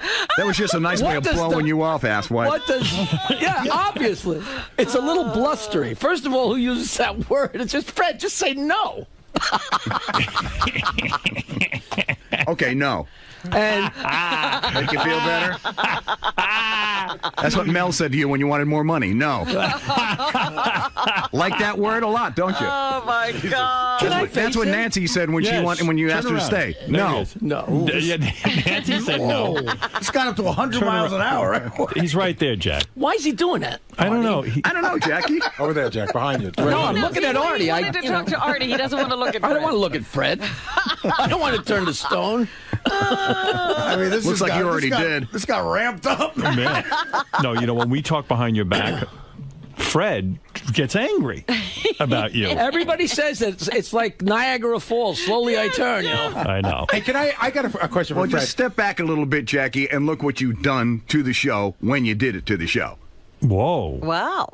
What do you mean, Fred? Well, the times that he's walked out, Tell me, basically, explain to me. It's all about him. It's all about Jackie. It's all about the world of Jackie. It's all about me. See, Fred, you don't I have get the the attention. concept. I get the money. What? Fred, you don't have the concept of me down. You're right. Not I of don't. me, but of yourself. You're I allowed think to Fred- ask for more. I think Not Fred, the way you did it. I think. I think Fred. No, I'm taking my jokes and I'm going home. Thank you. Good night. Turn off my light. I think Fred. The difference is, Fred, everybody thinks you're crazy and they don't think I'm crazy.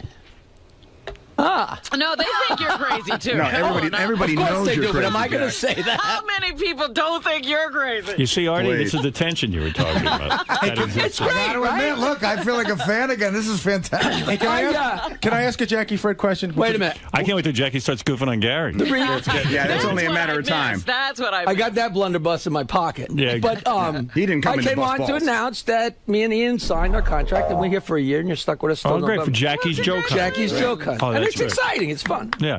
Jackie has his own show every Tuesday night here at Sirius on Howard 101. It's at 7 o'clock. It's tonight, right? 7 p.m. Right. Eastern. What's 7 the p.m. theme tonight? Tonight is the finger banging show. What does that mean? Finger banging It's show. jokes about finger fucking. The whole hour. No, maybe one joke. My sister. We don't really adhere to the theme, but it's just, it makes it stupid. It's fun. My sister has Sirius Satellite in her car. Yes. She goes, I'm driving on a long trip, and she goes, I didn't think I'd like it, but I listened to Jackie's whole show. It was great. Yeah. She liked it. The women even Thank like you, it. Ellen. Yeah, she likes it very much. I gotta It's say, just good. It's me telling my goofy jokes, Right. I like it when I Jackie. always It's scream. fun. I scream at I the heard radio. you. I heard you yell at the radio. Yeah, I scream at the radio. What were you saying, Gary? I like when Jackie tells his jokes, but I love when Jackie tells his stories. That not his jokes, but his stories about real life. Yeah, it's all in the show, and Jackie has taken the show, and now it has become very popular, and he's doing his thing, so he is back fun. with us. That's all. Fun. That's it. He's I having wanted fun. to come in. I Fred get was a lot of against me. emails that people say, "When are you going to go in? When are you going to go in?" And I said, "I want to go in and say hello." Fred, you were against me giving Jackie the show, right? Actually, no. No, you were. And okay now with that now I've heard his show, I have to question my own judgment. You listen to it, Fred? I swear to you, and you don't have to believe me. I have no idea why he's so hostile towards me. I honestly I'll don't. explain it to you. Thank Here's you. his thing. It's because he doesn't see anything. No, it's Jackie's blindness. Or He something. felt that you were the only one on the show when you negotiated that you would do walkouts and you would, they'd have to turn out your lights on the E show for a month and this and that. It's You were somehow like a high everybody maintenance else- chick, Jack. We all have our quirks. Right. So he No, it's beyond quirk. and he felt it disrupted the show. Robin too, right? You agreed with. Well, Jackie knows how I felt. Yeah, I mean, of I course. always made it clear. Right. Usually hold yourself close to your vest. Jack, what is going on? No question. There was no question. What is going on these days with you? Are you, Well, are I you had a- involved in a romance? Not really. Isn't it amazing? Didn't you think Jackie was like the ladies' man of all time? I mean, Yeah, he always, acted as if Howard, I'm 59. he I'm not was. Are you? 29. Are you 59? Well, 54. That's what really? he's How old telling are you? everybody. Gary's 48. He was born in 48. well, what does that mean? You're February 59? I was 48. born 51. February 48. 40. Guaranteed. He was born in the 51. 40s. So what is Give me that? a break. What type of woman are you able to get young girls, or are you? No, not really. No. No. If you were with the show, you'd be able to get young girls. Of course. That Yeah. You can't go. I mean, That's the come only on. thing I regret. Jackie chose a great moment to leave I the had show. 15 years that, Were you of married? being married, and then I left the show and Your timing sucks. No, You that's believe fine. this, Artie? I mean, Artie gets laid left and right. Is that true? Oh. I mean, left and right compared to how I used to get laid. Not But look at you, left and right You're is a holding long ways yourself away. back. Yeah, right. I'm not like that. No, Artie's holding himself back. Women are throwing their phone numbers at him. Yeah. Yeah, but they all look like me. No, but Jackie. The last hot chick I asked to go out to dinner, she said, it's a little too blustery. Too blustery? Unbelievable. How great is that? Okay, now you can buy your beach house, Jackie. So you were going to go. Like what? Jackie. I meant to say Artie. Oh, Artie, right. Yeah, Artie's Fred's gonna buy, got so many things backed up to say that he can't get them out. Artie is going to buy a beach house like you, Yeah. Jackie. And then Next he's going to to put out me? some joke tchotchkes not like out, you. Not out by you, but he is going to follow in your footsteps and live on the beach. I understand. And when is he walking out? I'm a real beach guy. Any day now he's walking out. But what age girl are you dating now? Just anybody. Yeah, I've seen him. I've is seen a him. young girl to 8 you? to 80 blind cripple or crazy. Is a young girl to you like Joan Rivers or? I dip under 30 here and there. No, but- oh, Until do they ya? find out, yeah. Oh, do you? No, please. Have you dipped under 30? No, I go out with anybody, All right. Is it a lonely life? Are you sad? Yes. You are. No. I don't know. I just wonder what's going on. Are you dating someone now? Yeah, I go out, I got a bunch of different people I go out with, and I actually work my ass off for that 1 hour show. Yeah. And it's cool. That's it. He's got a lot of gigs, I see. And coming he up. and The same Nancy are old- still friends. That's the thing I always love. You know what? That's what I don't understand. Nancy and I are great friends, and like people are flabbergasted by that. But you know, Because you weren't friendly while you were married. well, please. Were you friends with Richard Jenny, the comedian? That's so odd, man. You know, I saw him like twice in the last 20 years or 25 years, but you know, we were road warriors. You know, I have a couple really great stories that from traveling. Richard with Jenny, him. by the way, is the comedian who shot himself in the head. Yeah, but he was so funny and had such a great know he had ego, such and he had such a good sense of humor. When I heard he died, I thought, holy, geez, Jenny's got had cancer and nobody knew it, and then somebody said, no, it was a suicide. I'm like, he would have been the last guy. Did you know he had such a dark side? No, I knew he was crazy and horny. He was a comedian, All right. Howard, but no different, some guys are wacky, but he was certainly not wacky. He worked so hard on his act, and he was so goddamn funny. Isn't Richard the guy who... I tried to get him on here for years, and get Richard Jenny in here. Yeah, we had him on. And then you guys had him on after I was cool. As soon as you left, we had him on. Isn't Richard the guy, Jackie, who at a party at your house found Nancy's giant shit? That's the guy with the spanner. Yeah, the spanner. He had to break it up with a hanger. And I swear to God, you know how... Yeah, Jackie had a party at his house, right? And Jackie's wife Nancy used to take these massive shits. Called a bowl spanner because it spans the whole She was bowl. a very skinny girl, like a great body, but she. I almost called scientists. River, yeah. I almost called scientists in to say, how did that... Come out of her. And Jenny, when we lived on Perry Avenue in Bayville, and when we had the 4th of July parties with 300 people, and Jenny went around and said that he went into the bathroom after Nancy came out, and there was a spanner that went across the bowl like Tarzan would put down a log to cross the stream, and Right, it was water a big went under it. bridge, And he yeah. had to break it up. It was. I was going to talk about it on the show tonight Do you think at that's 7 maybe p.m. why he? on Jackie's show. Do you think that's why maybe he killed himself? He saw Nancy's spanner. In his dreams, like that maybe he image never got over it. But you know what Jackie used to say? He would say, like, she eats like a horse, Nancy. Right. But maybe she just shits it all out. maybe Like, that's She's why so she's so little hel- and thin, and she's always had a perfect body. She's Right. like, She's probably healthy. You know what I mean? Like that, you Right, get it that's the way out, it's you eat, supposed you to get it be, out. yeah. Yeah. oh yeah. But she didn't flush it. I mean, she just She walked probably out. flushed it. She didn't know it didn't go down because it was spanning. But you look When I go to the the bathroom, river. it doesn't span the drain. Did you ever say to her, why didn't she? Artie understood that. Did you ever ask her why she didn't flush? Absolutely. Did you ever ask her why she didn't flush? No, that's the point. She flushed, but it spanned the bowl. The water But went she under didn't it. look in? Well, I don't know. Yeah. Do you look? She's having Yeah. a party. She I got to do get too. back to her I take guests. photos. I make sure it goes down the drain. So I'm on Pharrell's show, and we're talking, and I start laughing about Gary, and I don't know what it is, but it's like Fred breaking my balls. I walk in the room, and it's like instant, and like I break into a smile, and I'm laughing. I'm telling them a few tales. And then I realized, and I know you've probably made this analogy, but we were peeing, that when you're talking to Gary, it's like talking to a girl with a really nice set of jugs. Right. Because she knows that inevitably you're going to look down, and like when you're talking to him, your eyes drift to the his teeth, mouth. right. That's great. You get hypnotized. Laughing around. It really is true, because even today when Gary was standing at the microphone waiting to talk to me about something, I look over and he's trying to cover his teeth with his lips, and he couldn't get it done. And then I get obsessed, and I'm looking and I go, he's trying to cover those teeth with his lips, and he can't. And then now instead of concentrating on what I'm supposed to be concentrating on, Next I'm thing busy you looking know, at it. your mind is in another And place. this is why I miss Jackie. No, but it hypnotizes you. He's right.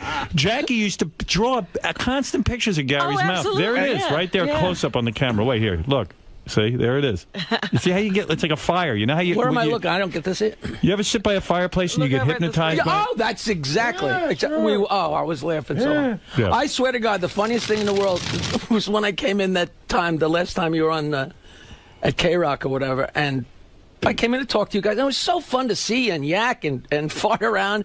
And as I'm talking to Gary, it happened. I completely stepped out of the whole thing. It wasn't like I was looking at him and saying, "Oh, remember the guy with the teeth?" Like It all happens, of a sudden yeah. it hit me. You And know I what? was like, You know what he does, and it's just like exactly how Artie felt with the Don Rickles thing.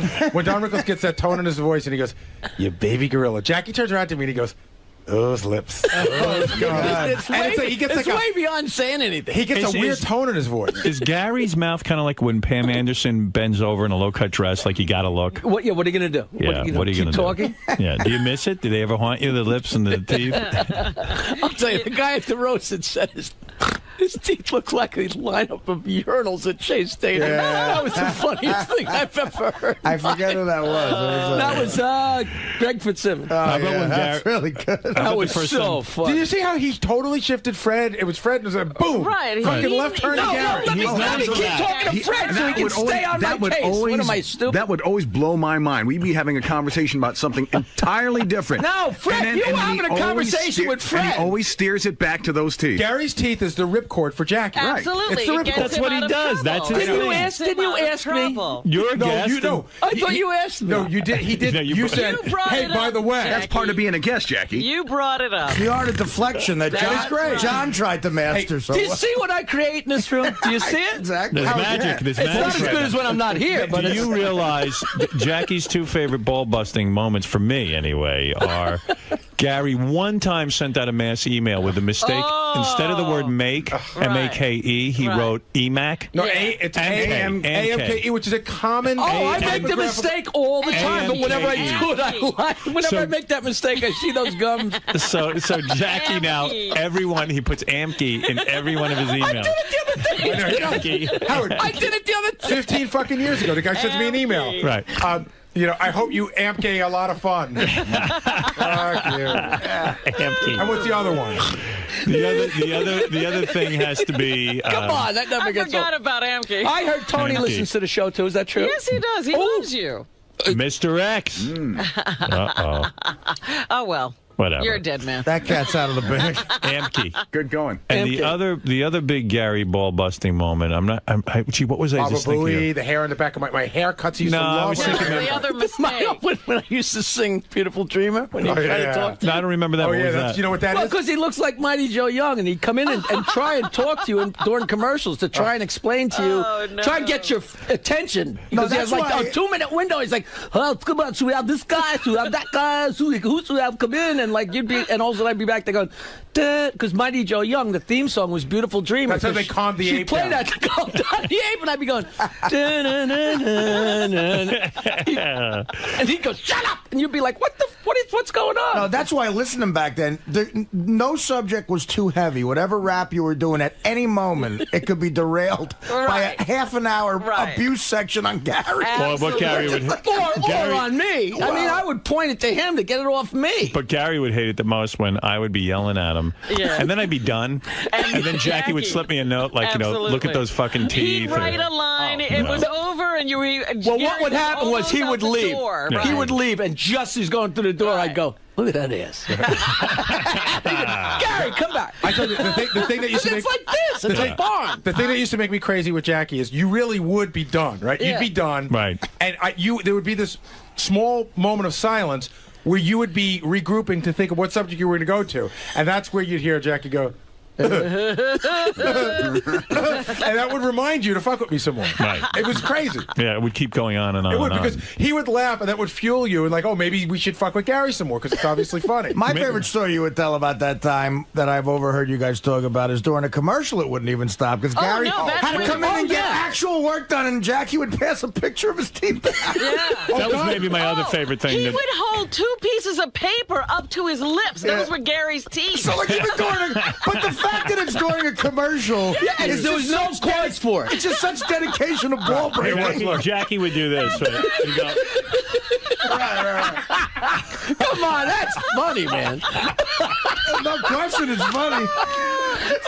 Gary's trying to make a point. Everybody's laughing. And then Jackie got into that's a commitment. Jackie got into a weird phase where he was cutting out these white pieces of paper and putting the teeth on, like, he'd put them on Elliot Oppen over there. He'd put them on the cover of Rudy Giuliani in the paper. He would just tape them to everything. Remember? That's true.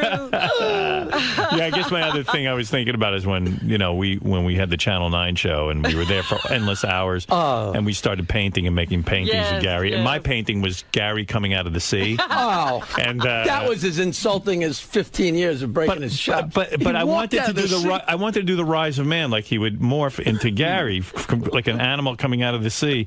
And I never had the skills as a painter. No, but the Bowie Lisa, that was Fred. Fred was good. I saw that T-shirt. You know, we're all fooling around and wearing berets and breaking balls. He was Da Vinci. Fred. I mean, he climbed into the role and just was, you know. But see, that was really work of art that hurtful. lasted forever. The part that Was that hard for you? was hurtful and insulting. Was it drawing the pictures? I get it. No, I'm Jackie's laughing insulted. and That was a everything. good piece of art. You know what? I opened the door. You guys are supposed to be working for real. Well, that's you guys, how we you guys are relax. supposed to be back there writing bits. And Artie, I opened the door, and all three of them, like the fucking Three Stooges, have easels and berets. They have fucking berets on. You're forgetting the smock. I opened the door, and they are laughing their ass off. Like it's really like a fuck you. You know what I mean? Well, that wasn't even being taped. No, that was just fun. I don't think we had cameras back then. That was us entertaining each other. That was us saying, look, we did a whole morning show. Then we'd sit there for hours and write every sketch for the Channel 9 show. You got to keep the writers' room loose, guys. I know. It was, an unwinding thing they were doing. And then here's where it got crazy. But we had berets. I mean, come on. And Where'd that come you had from? smocks, Somebody too. sent us berets, and we'd walk around the station in our berets. And then we had people cleaning our paintbrushes. Well, you said we want to paint, and didn't they send up paints and brushes and But here's berets? where it got really, really insulting. So Jackie and the guys would just Here's hold on, where it got insulting. Jackie and the guys would draw, because now it's all coming back. They would draw like pictures of me on a just plain piece of 8x10 white paper. Remember? And it would just be and they tacked them up. Howard We had would a draw something, gallery Fred would draw at one something. point. So at one point they filled the entire wall. I'm not kidding, from top to bottom. And then they would draw Only one that with they good really ones. liked, and they would fight over which one to take down to put up the new one. And it would be no, you can't take that one down. Well, they had to be quality there had to control. be a decision that only Gary art was what they were going to do. Well, at one point I had this idea because we were so popular in New York. I would start a museum, and then just hang every picture that we drew of Gary, and like our fans could come and see all the It would Gary be art. so funny. It would be so funny. Do you still have those pictures? 'Cause We must. Did you collect all the There had to be the over pen and 100. inks? There was Or the paper and ink? The etchings. There were tons. Yeah, maybe I have them. Jackie might have them for all. Well, I know. have just notes where I'd write a joke about Gary, but draw the big circle head with the teeth taking up 90%. What I resented was Jackie would use up every canvas because he would do 3 or 4 paintings a day. Yeah, he had no quality control. He's just reminding me that he started drawing Gary. At first, Gary had a head and eyes and nose, and eventually Gary became the mustache and the teeth. Right. And he would just hold them up. And then remember, we morphed into our executive producer, Dan Foreman. We morphed into drawing Dan. There's a few Dans on the wall. There was some Dans, but mostly Gary. Mostly Gary. Well, we obsessed on Dan for a while because he's not the world's prettiest gentleman. Look, and there's Gary. Look at the TV monitor. There he is. you know what? I think he's still pissed off at me. Because it was my idea to take that stupid puppet of him and mount it so when he talked to you from the back room that it would talk. Oh, and I know every time he comes in, he just that I didn't mind. What I really did get mad at you about, because it was your idea, and you just got your little fucking stormtrooper to execute it, was when you guys stole the Gary puppet at appearance, and I was too stupid to see that coming. How I didn't that's one of those things where you go, how did I not see that coming? I know that was the great. You know what? I would love to take credit for that. But John blamed it all on you. That was all John. John blamed me, but that was John's genius. No, that was John. That was Jackie had born. nothing to do with it. We were back writing something, and we spent a lot of hours together writing. And John just told us that he was going to steal the Gary puppet at your appearance. He said it was Jackie's idea, and he just executed it. No. That was all John. Oh, I would love to take credit for it. I mean, it was brilliant. Because John knew you had asked to take the Gary puppet to an appearance. When Gary lost that Gary puppet. Artie, can I tell you how stupid I am? I went in on it. I said to Gary, I don't mind you taking the Gary puppet to your appearances, but just know that's a one of a kind. Right. I love that fucking thing more than I do you. He was so petrified. So it was all set up that I love the Gary puppet. Right. Gary shows up. John somehow sneaks the Gary puppet Can I out. tell you how he did it, though? Because this is my stupidity. I think about it. I thought about it afterwards. It was so fucking angry that I was such a sucker for this. I was doing an appearance at a car stereo store in New Jersey, right? So John had set it up with the Always guy. fun. So I'm doing one tomorrow. So the guy, the puppet's behind the counter, and the guy, the owner of the store, grabs me and he goes, listen, we've got this amazing sound system. You need to come out to the car and hear it. So I get in this guy's car where he cranks the stereo up as loud as he can with my back to the store. They could have fucking, taken my car and everything. I'm like leaning back in the chair going, this is great. When I come back, the puppet's gone. And I go to the guy where it goes. He goes, I don't know. And I actually, I'll tell you what, this is crazy. I don't know if I've ever told you this before. A listener, had given me the plate of the car that took it. He saw it, the puppet thrown in a car. Right. It turned out it was John's assistant. I had a friend of a friend who was a cop. I actually had him run the plate. They couldn't find the plate. It turned out it was off by 1 digit. Yeah. Like I was going to find that fucking puppet before I came back on Monday. Did you call me and have to tell me that you lost the puppet? No. What happened was I was just waiting till Monday. I knew that you guys took it, but I couldn't prove it. But I knew it, and I knew I was going to get shit. So I kept calling John all weekend. And let me ask you a question. Who else but Gary could have such an intricate thing where you have a cop that's going to chase down the thing and find the plate and find the guy, but you know the plate was off by a digit. I didn't write it down, asswipe. I didn't write it down. I think it's a 4 or an 8. Wouldn't it have sucked if Gary had killed himself? Well, let's try every number. It's one by 1 digit. Yeah, it's only 7. Yeah, which one is it, Robin? Was it the first one? You try each one. No, let me see if I have this here. Maybe we'll do a little in Orange. Give Rodney a Chance prank call on your page in Orange. Have you heard that, Jackie? On what? The Give Rodney a Chance prank call. Have you heard that? Oh, the prank call using, your Give Rodney a Chance joke. I heard about this, and I would love to hear it. All right, here you go. Here is the Jack and Rod show and Jackie's Give Rodney a Chance. You uncussing. And we're back on the Jackson and Rodney show. What up, what up, what up? Yo. Yo, so we've been running this contest, right? Yeah. So check this shit out. Who we got on the phone? Rodney. Okay, let's say hello to Wacky Jackie the janitor, and let's get this game rolling. How you doing, Wacky Jackie? All right, Rodney, I'm at your kitchen. If you can answer this kitchen, you can get the diploma and just can get it. Okay. What am 3 times 3? 9. That's the wrong answer. 7. Oh, Rodney, come on. Wacky is whack. Well, he's saying that you're giving the wrong answers here. And I'm saying he's whack. Give Rodney a chance. Give Rodney a chance. Give me the question already. If you can answer this question, you can get the diploma and you can get it. What am 5 plus 2? 7. That's the wrong answer. 8. What type of operation you running? I know my math, nigga. Give Rodney a chance. Give Rodney a chance. Rodney, man, answer one more question. If you can answer this question, you can get the diploma and you can get it. Okay, what is it? What am 6 minus 1? 5. That's the wrong answer. 7. Wacky, I know that's the right answer, you motherfucker. We're sorry that Wacky Jack He's a tough customer. Wacky Jack just didn't have it together today. I'm sorry, my man. Give Rodney a chance. Okay, just fuck y'all. I'm tired of this bullshit anyway.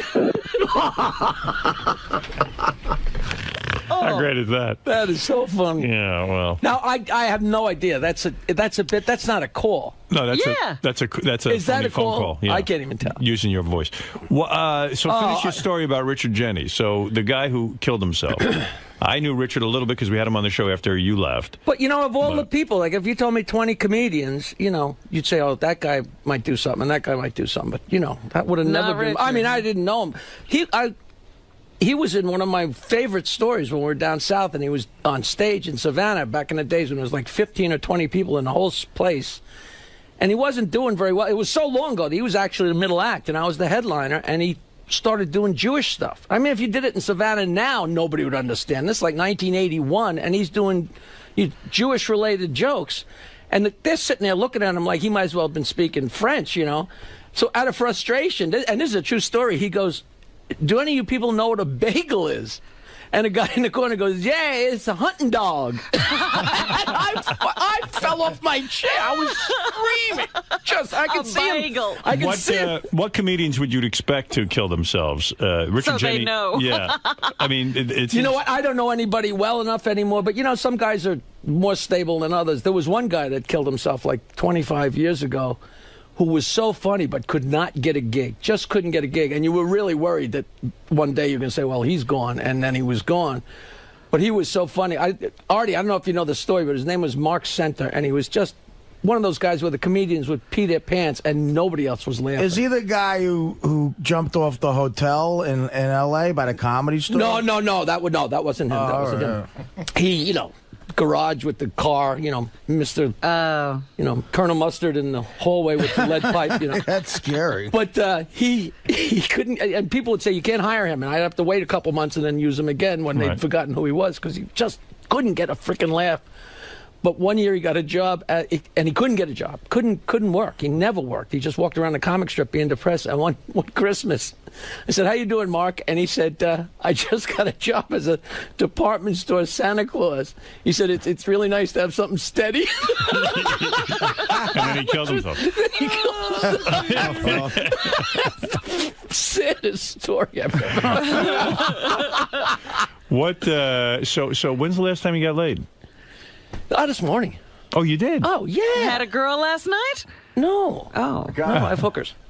No, seriously. Maybe a week ago, 2 weeks ago. Yeah, I get laid here and there. Yeah, I can't 3 times, up, down, and up. I just think it was the biggest faux pas, this guy leaving the show When and he then getting did, the divorce. when, he was going to be single again. Yeah. Yeah, it's weird. Hey, can I ask a question of Jackie and Fred sort of together? Because he could have a new manager now. It's one of those it's one of those weird things that happened on the show, and I never, as good a friends as I was with both of them, I was never able to talk to either one of them about it. I've always wondered what it was like. Okay. One day I walked in, Fred and Jackie wrote everything together. They were a team. They did everything together. It was great. And one day I walked in, and Jackie announced that he had negotiated a deal where he was the head writer. Right. And I remember it was very uncomfortable on both sides, and it was never discussed. And I just always wondered what was See, this is invented. I never thought it was uncomfortable. Maybe Fred was uncomfortable, but Fred is uncomfortable.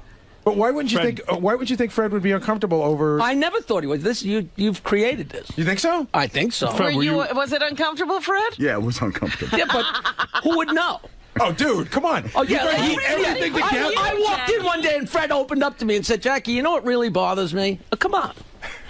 But how could you not Tell me 2 things that bother Fred right now. You've been with him 25 years. I know a lot of things that bother Fred. Go ahead. You're 2 of them. It's a good way to define There are 2 things that bother Fred. I want to go on record saying I love Fred Morris. I love him. I think he's one of the funniest guys in the world. But how could you not think it would be weird that you guys did everything together and then one day you would somehow, I didn't even understand. Like you were his only, you were only 2 writers, and so you became his boss. Okay. What happened was and I wrote some stuff, but you were my boss Jackie too. Jackie had to have a title. Yeah. No, if you want to know what happened, when we got the Channel 9 show, they called me up and said, "All right, we're doing this show, and you and Fred are going to be segment producers." Okay. And I said, "I'm not a segment producer. I'm a writer." Right. They said, "No, we don't have a deal with the Writers Guild. You can't be writers. You have to be." Segment. And I said, "No, I'm a freaking writer." And then it got me pissed off. And I said, "In fact, I'm the last guy that's deciding what's going in front of Howard, so I want to be head writer," because they backed me in the corner. And I got pissed off.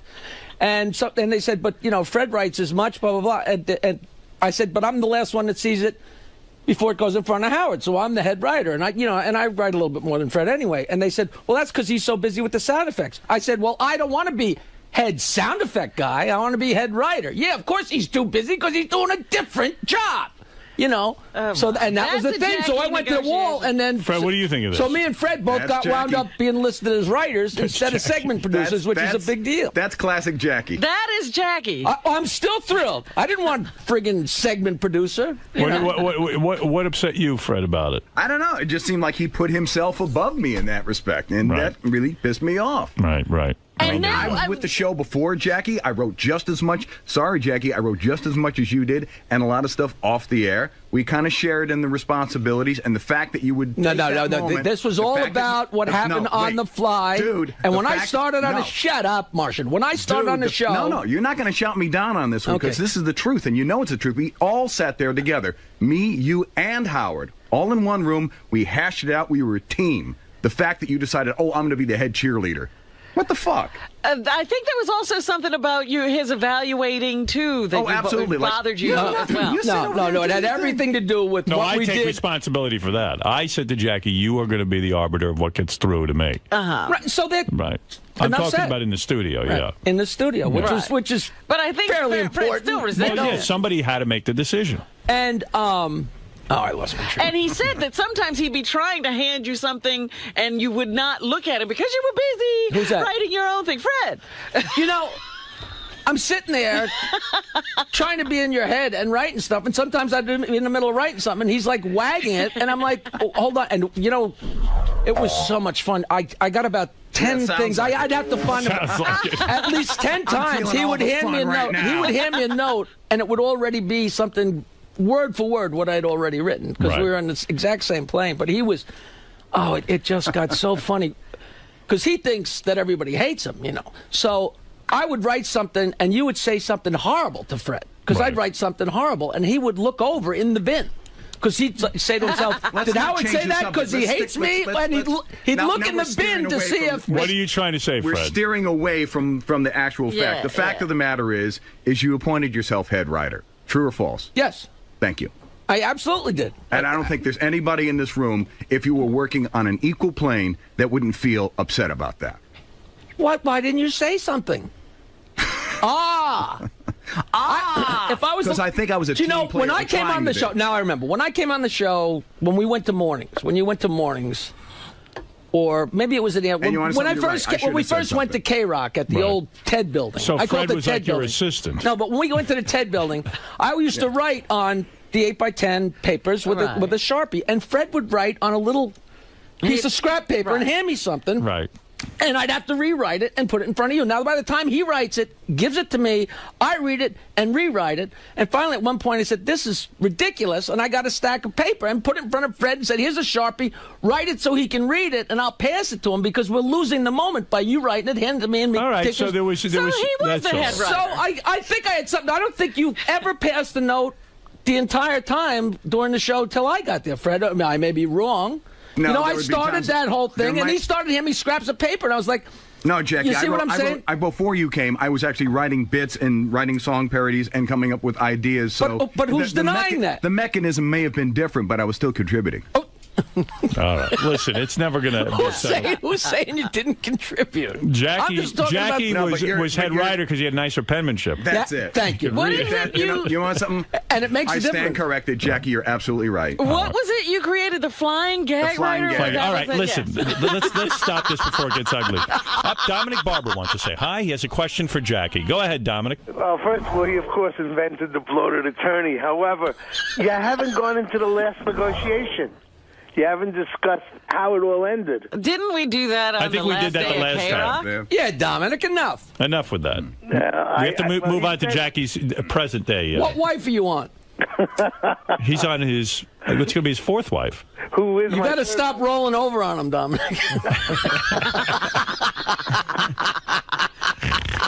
All right, Dominic, congratulations.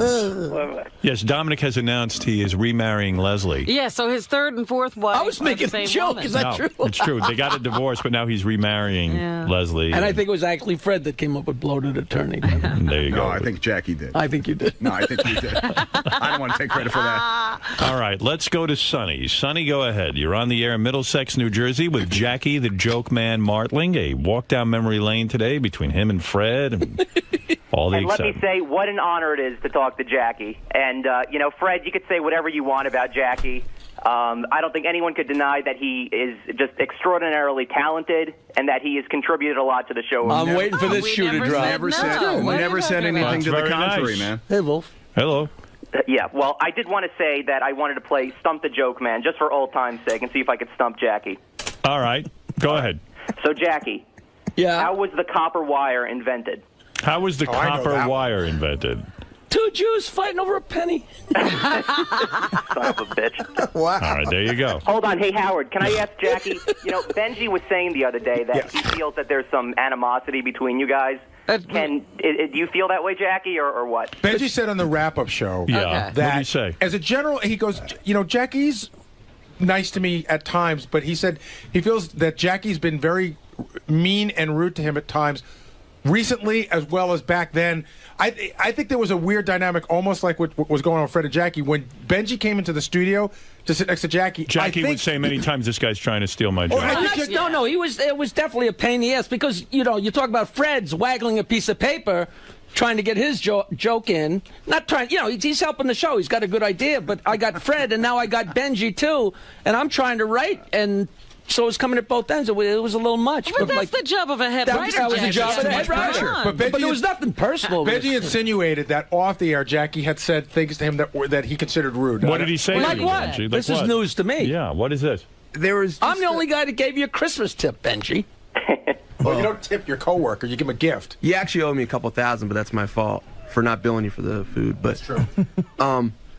Me and we kept saying, Benji, tell us what we owe you. Tell us what the problem is. Have it out with Jackie now, or forever hold your tongue.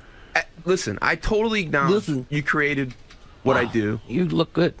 You look good. It's been good for you. And Jackie could have ruined what I did too. He could have destroyed it.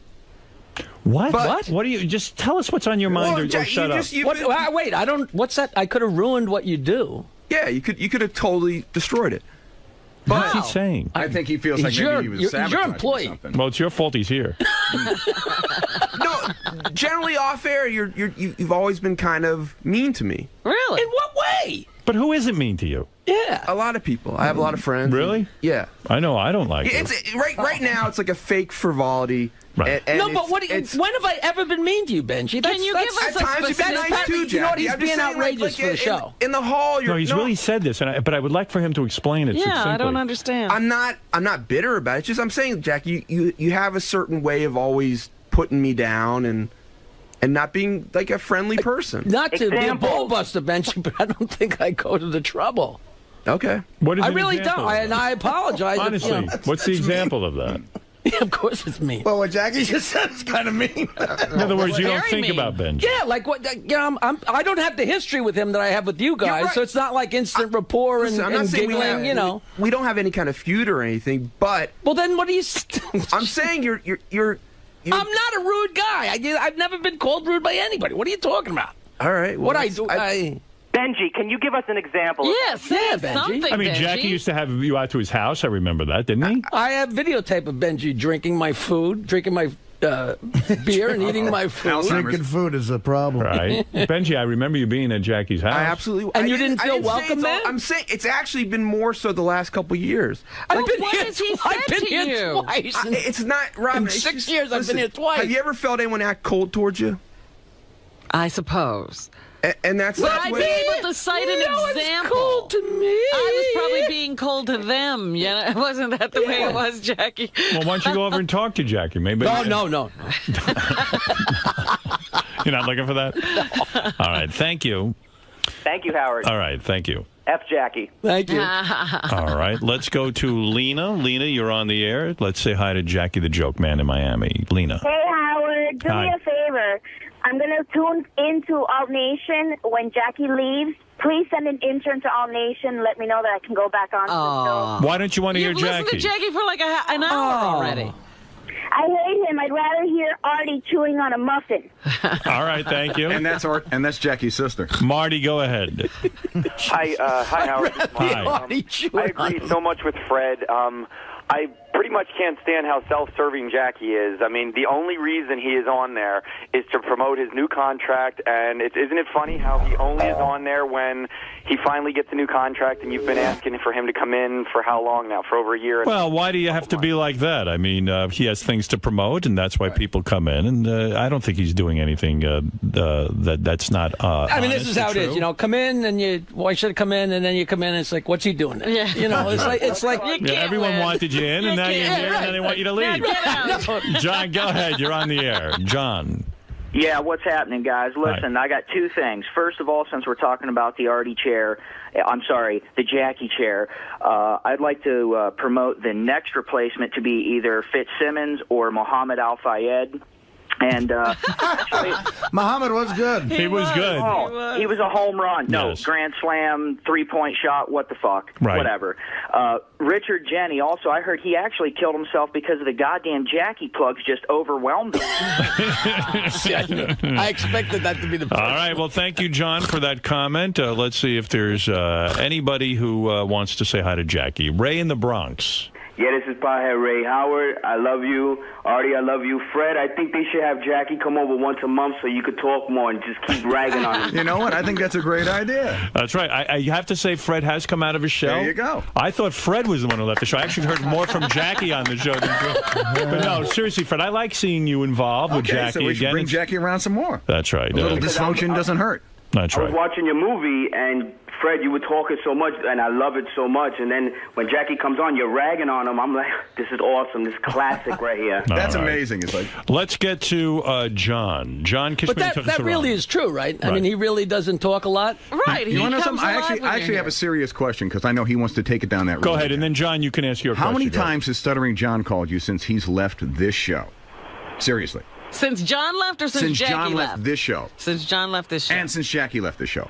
I'm not exactly sure what you mean. I think he's asking. Has John His called family stayed with me last summer until the fleas chased him away. No, I see John. I see John in California, and he comes out here and comes by. Why? For a while, just asking. Are you saying because for a while you Jackie thought wouldn't see John until John got the job with the Tonight Show? Bingo. Oh. Yeah, because he seems to do that. He seems to drop calling a lot of people, i.e. Robin, stuff like that. I don't expect him to call me, Jackie nor do and I want never him to. had like a phone relationship. But John? You and John? No, never he's did? talking about John. Oh, he's talking about I know John. after Jackie You have to left, follow Fred. John And told if me anybody did anything for John, it was Robin.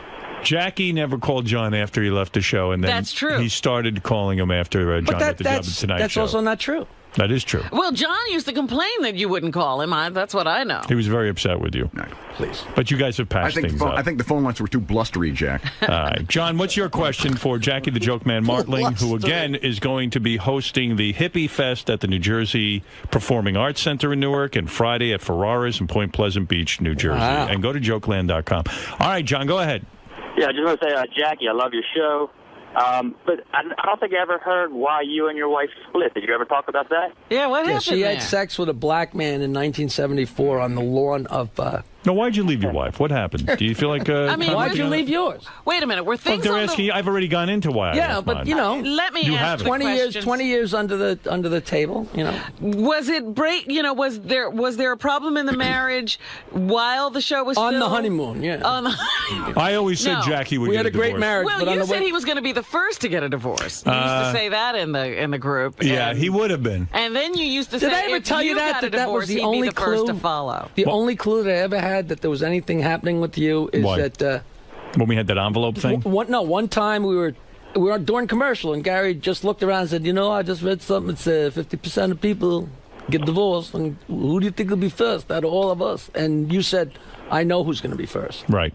Because I guess it had already started. Nobody knew, and Right. but nobody picked up on that. But it kind of stayed in my head. And all of a sudden, one day, I was down in Atlantic City and said, you know, I got a Stern divorce. and wife to split, and I'm like, Jesus. Yeah. It's weird. It sucks, but you know, we're still good pals. You know, we're friends and we don't have sex. It's like we're married. Right. You know? But what, you got bored with her? Is that it? No, we Did she fought get a too lot. old? We fought. Oh yeah, you know, Yeah. she's a girl. No, she looks like she did when I married her. I mean, she looks great. Who's she with now? She hook up with anybody? Yeah, with a guy like 100 years younger than me. Oh, really? Oh, great. I'm 10 years older than her, and she's 10 years older than him. And like I call him son. You know? Right. Wow. But a really nice guy. I gotta say, getting back to the woman conversation though, me and Jackie were actually in an independent film together, and the premiere a few years ago, I remember Jackie was there with a beautiful chick. Uh-huh. Do you know who I don't know if you were dating her at the time. Not to pat myself in the back, but I remember who it was. Oh, okay. Now she was really hot. She was younger. Do you wish you had divorced her earlier while you were still with the show? Because No. you know there's so many more women available when you're with the Yeah, show. and we had so much spare time. to Well, chase come women, on. You know, you like the ladies. And Oh yeah, no. We were doing well until I don't know, last couple of years, but we were so busy that like. You know, doing the show and then working on the weekends. Like the last thing I was going to do was go looking for a bachelor pad, and I had a few hours to myself. All right. So it wasn't like I left the show and we for Was all it practical because purposes you were split home up. all the time? I didn't come in here. Yeah. All right, let's go to Steven. Steven, go ahead for Jackie. You got a couple more minutes. Go Hey ahead. now. Yeah, hey now. Jackie, you still a real estate mogul up there with those piece of shit houses in New York? Yeah, how many homes do you own? You never heard of divorce? How many homes do you have now? Split them up. Do you still have your apartment in the city? Yes, I do. Oh, you got that in the divorce?